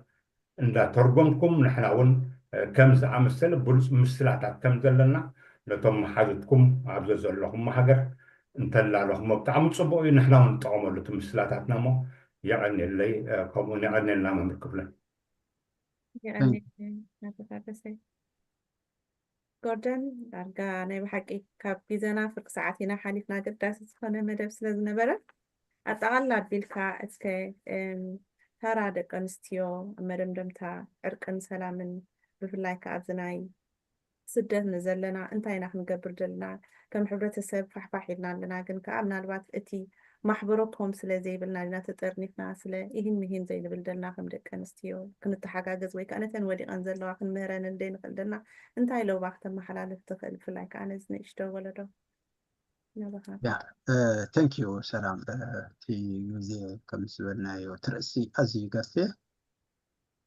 እቲ ግዜ ከዓ ምስኡ ዘይመጣጠን ፀቢብ ስለዝኾነ ንኩሉ ዝዳሽሙ ክገብሮ ይኽእል ተዘይኮይኑ ደቂ ኣንስትዮ ስጋብ ክንደይ ሓይሊ ከም ዘለወን እንትው ተቕሰፅን ናይ 4 ኣስመራ ናይ ካልእ ብኣህጉር ደረጃ እንድሕር ኢናዮ እውን ኣብ በዓል ላይቤርያ 2003 ዘጋጥም ዝነበረ ስጋብ 250,000 ህዝቢ ዘፅነተ ኩናት ሓድሕድ ብሓይሊ ናይተን ደቂ ኣንስትዮ እዩ ኩናት ጠጠው ኢሉ ናብ ዕርቂ ተመስልቱ ስለዚ እንታይ ሽሙ ዝኾነ እዩ ማለት እዩ ስለዚ እንታይ ከተቃልላ እንድሕር ደኣ ኮይነ ነዛ ናይ ሎሚ ትምህርትናሲ ደቂ ኣንስትዮ ንሰላም ዘለዎን ኣመለኻኽታን ንዘይምርዳእ ብልዝብ ከደቅሳ ዝወስድኦ ስጉምቲ እንድሕር ደኣ ርኢናስ ምስ ደቂ ተባዕትዮ ብምንፃር ክርአ እንከሎ ዝተዓፃፀፈ ምዃኑ ዝከሓድ ኣይኮነን ምክንያቱ ክንሪኦ ፀኒሕና ኢና ነዚ ዘራጉዶ እቲ ብብዝሒ ናብ ቤት እምነት ዝመላለሳ ፈጣሪአን ይቕረ ክብለለን ዝልምና ደቂ ኣንስትዮ መብዛሕትኡ ኣብያተ ክርስቲያናት ወይ መስጊድ እኳ ተኣሽሙ ስለ ዝኾነ ደቂ ተባዕትዮ ጥራሕ ስለ ዝኾነ ደቂ ኣንስትዮ ናብ ቤተ ክርስቲያን ናብ ቤት እምነት ዝኸዳ ንሓጢኣተን ይቕረ ክብለለን ከዓ ንኣምላኸን ዝልምና ከምዚ ዓንተቡ ክንሪኦ ፀናሕና ከዓ ከም ኩናት ዕግርግር ደርቂ ጢሜት ዝኣመሰሉ ደበና ጥፍኣት ከንፀላልዎ ከሎ ከዓ እንታይ ኣብ ፈቆዶ ቅርዓት ኣድባራት ኣብያተ እምነት ብጡርንፍ ዝምህለላ ንሰን እዚ ሕጂ እንታይ እዩ ንሰላም ዘለወን ድሌት እዩ ዘረዳእና ሕጂ እዚ ክንበሃል ከለና ፍፁም ማለት ኣይኮነን ነተን ዝበዝሓ ማጆሪቲ ርኢና ኢና ንዛረብ ዘለና እምበር ገለ ንጣር እውን ሕነ ናይ ምፍዳይ ስምዒት ሓዲርዎን ንሰብኡተን ንኣሕዋተን ንደቀን ቅርሕንቲ ሒዞም ክዓብዩ ፅልእ ዝኩስኩሳን ዘንበድብዳን ኣይሰኣናን ምስ ደቂ ኣንስትዮ ዘልዓልኦ ግርጭት ከዓ ሓደገኛ ሳዕቤን እዩ ዘኸትል ብቐሊሉ ከዓ ታሽም ክኾን ኣይክእልን ክድቅስ ኣይክእልን ወላ እንድሕር ዳ ርኢና ኩናት ዘጫፍራ ከም ኣርሆ ኮይነን እንዳኸረራ ንደቂ ተባዕትዮ ክስታይ ዝገብራ ደቂ ኣንስትዮ ኣለዋ ማለት እዩ ንኩሉ ከም ብፁዕ ጌርና ክንወስደ ንኽእል ኢና ግን እንታይ ኢና ደቂ ኣንስትዮ እንድሕር ዳ ርኢናየን እቲ 90% ጠቕላላ ካብቲ ቁፅረን ሕያውነት ብቑባቄ ዘርእያ ኣሕሊፈን ዘይህባ ዝፃወራ ዝፅመማ ምእንቲ ሰላም ብዙሕ መስዋዕቲ ዝኸፍላ እዩ ከምዚ በጨቅ ዝብል ሳንጡ ሂባ ኣፋንያቶ ቀይሓርያቶ ሰጉጓቶ ሲራቶ ገለመለ ዝበሃል ኣይኮነ ኣብኡ ንኽበፅሓ ዝሓለፎኦ መድረኽ ዝተፃወረኦ ምእንቲ ደቀን ምእንቲ ቃል ኪዳንን ምእንቲ ክብረተን ክብላ ማዕለያ ዘይብሉ ከም ዘሎ ክንርኢ ኣለና ነቲ ጫፍ ዝተበፅሐ ዘይኮነ ናብኡ ንኽብፃሕ ወይ ኣብቲ መድረኽቲ ንኽብፃሕ ዝተኻየደ መስርሕ ክንሪኦ ክንክእል ኣለና ሕጂ ኣብዚ ናይ ዓንተቡ ክጥቀስ ዝፀንሐ ግን እንታይ እዩ ምዝ ዘለዎን ስድራ ቤት ናይ ምእላይ ሓላፍነት ሽማግለ ኮይነን ብምውሳእ ከምቲ ዝድለ ኣበርኪተን ክበሃል ኣይከኣልን ምክንያቱ ዝሕዘን ዝውጥጠን ኣለዎ ተባዕታይ ክኸይድ ክእል ዝሰግን ቋልዑ ገዲፈን ገለ ገዲፈን ብፍላይ ኣብ ስደት ቆልዓ ሰቂልካ ትገድፎ ጉዳይ ዝተኣሽሙ ይኮነን ግን እንታይ ካ ትርዳእ ምስ ዘለዎን ባህሪ ግቡእ ባይታ እንተረኺበን ኣድማዕቲ ክኾና ከም ዝኽእላስ ዋላ ሓደ ዘጠራጥረካ ነገር የለን ሕጂ ዝምልከቶ ኣካል ነተን ዓቕምን ፀጋን ዘለዎን ተውህቦ ዘለዎን ማለት እዩ ዘድሊ ወፃኢ ገይሩ ኣብ ዓበይቲ ጉዳያት እንተዘዋስአን ውፅኢት ምተረኽበ እንተዘይኮይኑ ከምዚ ብዓይኒ መሰል ተራእዩ ንፆታ ዝወሃብ ደቂ ኣንስትዮ ኢልካ ኮታ ትህቦ እንድሕር ዳ ኮይንካ ግን እቲ ፖለቲካዊ ተፀዋዕነት ተዘይኮይኑ ኣብ ተኣማንነቱ ብዙሕ ክሳይ ኣይኮነን ዘተኣማምን ኣይኮነን ማለት እዩ ኣብ ስድራ ቤታዊ ጉዳያት ዘዛርበና ዘሎ ናይ ስደት እንተርኢና ግን እቲ ብደረጃ ኮሚኒቲ ይኹን ትካላት ናይ ኣብያተ እምነት ንሱ ቆላሕታ ብኡ ቆላሕታ ረኺበን ንሰን ምስ ግዜ ዝኸይድ ስልጠናታት እንተዝወሃበን ተሰማዕነት ስለ ዘለወን ኣዝዩ ልዑል ግደ ምትፃወታ ዝብል ርእይቶ እዩ ዘለኒ ምክንያቱ ኣነ ከዓ ብግብሪ ስለ ዝሪኦ ዘለኹ ማለት እዩ ምክንያቱን ስልጠና ዝወሰዳ የድመዓ ዘለዎን ተሰማዕነት ልዑል እዩ ድሌት እውን ልዑል ድልየት ኣለዎን ማለት ስለዚ እንታይ ኢና ክንብል ንኽእል ንዘይተቃደው ምዕራቅ ጽቡቕ እዩ ንዝተባእሱ ምዕራቅ ጽቡቕ እዩ ምስ ገዛእ ርእስኻ ምዕራቅ ከዓ እቲ ዝለዓለ ስለዚ ንሕና ነብሲ ወከፍና ኣብዚ ዘለና ብዛዕባ ዓርቂ ክንዛረብ ሽማግለታት ውሒዶም ወይ ከዓ ዘይተዓርቁ ገለመለ ክንብል እንድሕር ዳ ኮይና እንታይ ኢና ክንገብር ዘለና ነብሲ ወከፍ ምስ ገዛእ ርእሱ እንድሕር ዳ ተዓሪቁ ናብ ነብሱ እንድሕር ዳ ተመሊሱ ኩሉ ግርጭታት ክዓልም ይኽእል ክዓርፍ ይኽእል ኣይኮነን ግን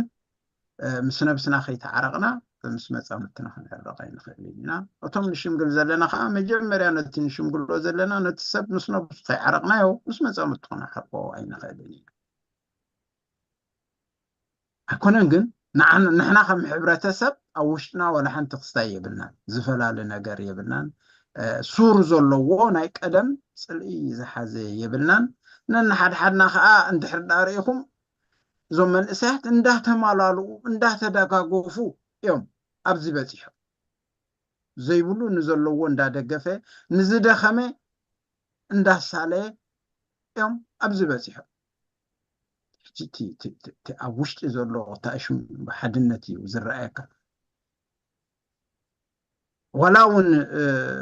ጉዳይ ገለ ኮይኑ ኣብ ባእሲ ገለ እንድሕር ዳ በፂሖም ኣሕሊፎም ናብ ፖሊስ ክወሃቡ ናይ ደልዩ እዮም ንክተዓረቑ ከዓ ግዜ ኣይወስደሎምን እዚ ሕጂ ሱር ከም ዘይብሉ እቲ ክስታይ እዩ ዝኸውን እሞ እንታይ ክብል ደልየ ግጭት ኣብዚ ማሕበራዊ ሂወት ግጭት ንቡር ሓድሽ ነገር ኣይኮነን ግን ንቡር ኢልካ ተኣሽሙ ክትኮነ ዘይኮነሲ ከም መብልሒ ክትጥቀመሉ እንድሕር ዳ ክኢልካ ከም መምሃሪ ክትጥቀመሉ እንድሕር ክኢልካ ኣፈታትሑ እንድሕር ዳ ፀቢቕካሉ እሱ ጡም ኢኻ ትኸውን መብዛሕትኦም ተባኢሶም ዝነበሩ እኮ ዳሕራይ ምስ ተኣማመኑ ኣዕሩኽ እዮም ዝኾኑ ክነት ኣብ ቤት ማእሰርቲ ይኽወን ኣብ ሕክምና ይምስረት ኣብ መገዲ ስደት ይምስረት ኣብ ገለ ይምስረት እንታይ እዩ እንድሕር ዳ ሪኢኻ ሕጂ ናይ ሓባር ረቑሒ ስለ ዘለዎ ምትእማን ስለ ዝፍጠር ክስታይ ዝኸውን ማለት ስለዚ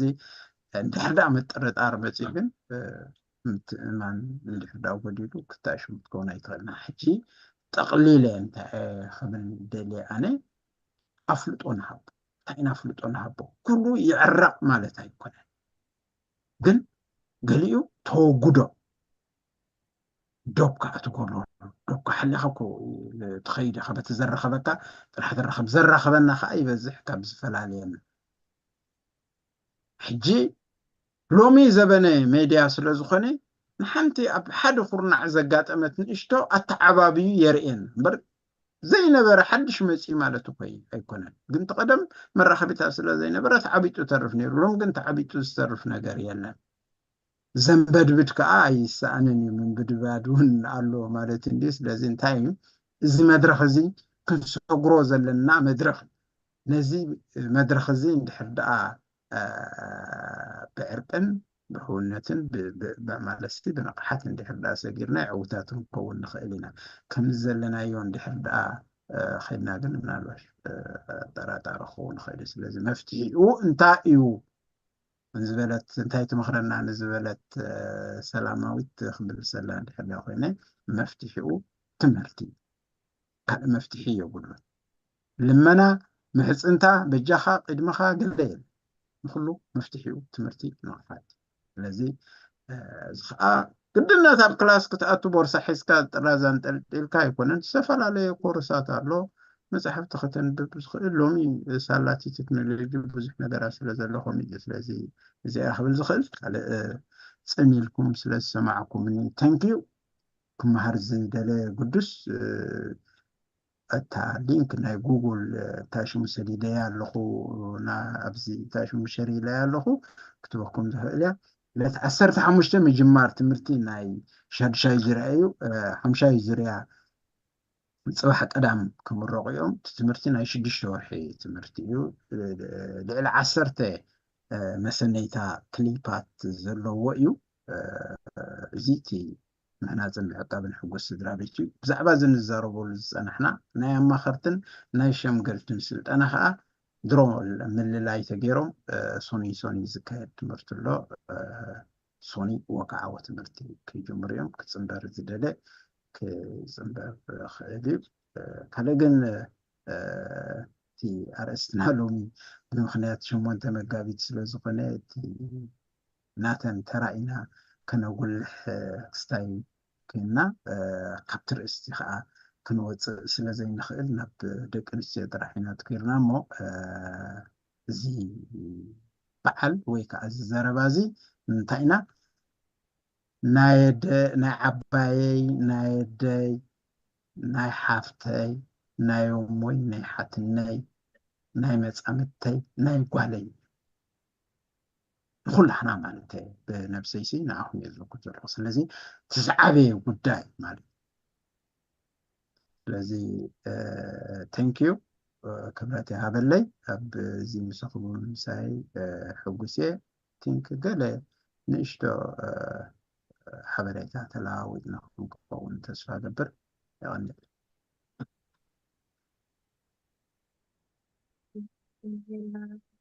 ኣቶ ጎርደን ናይ ብሓቂ ደስ ትብል ምሸት ኢና ተማሂርና ኣበይ ክንረኽቦ እቲ መፅሓፍ እዮም ዝብሉ ደሎ ድሓኒ ኣብቲ ደሎ ኩሉ ሶሻል ሚድያ ናይ ማህፀን ሸር ክንገብሮ ኢና ከምኡውን ናይ መምዝገባ ሊንክ እውን ስለ ዘሎ ናይ ፅባሕ ቀዳም ጆይን እንድሕር ጌርኩም ኣብ ቲክቶክ ሸር ክንገብሮ ኢና እቲ ፖስተር ናይ መእተዊ ናይ ዙም ኣብኡ ስለ ዘሎ ኮድ ብዩቱብ ብፌስቡክ ብካልእ እውን ዘለኹም እውን ከምኡ ኣብቲ ናይ ኮመንት ሴክሽን ሸር ክንገብሮ ኢና እቲ ናይ ጉግል ፎርም መምልኢ ማለት እዩ ኣብ ኩሉ ኮንኩም ትርእናን ትሰምዑናን ከም ጅምር ስካዕ ንውድእ በምሰኹም ተዓዘብትና ልቢና ንመስክን ነዝመፅእ ዘሎ ሓሙስ ብካልእ ስጋዕ ንራኸብ ብርቅነ ይዕንየልና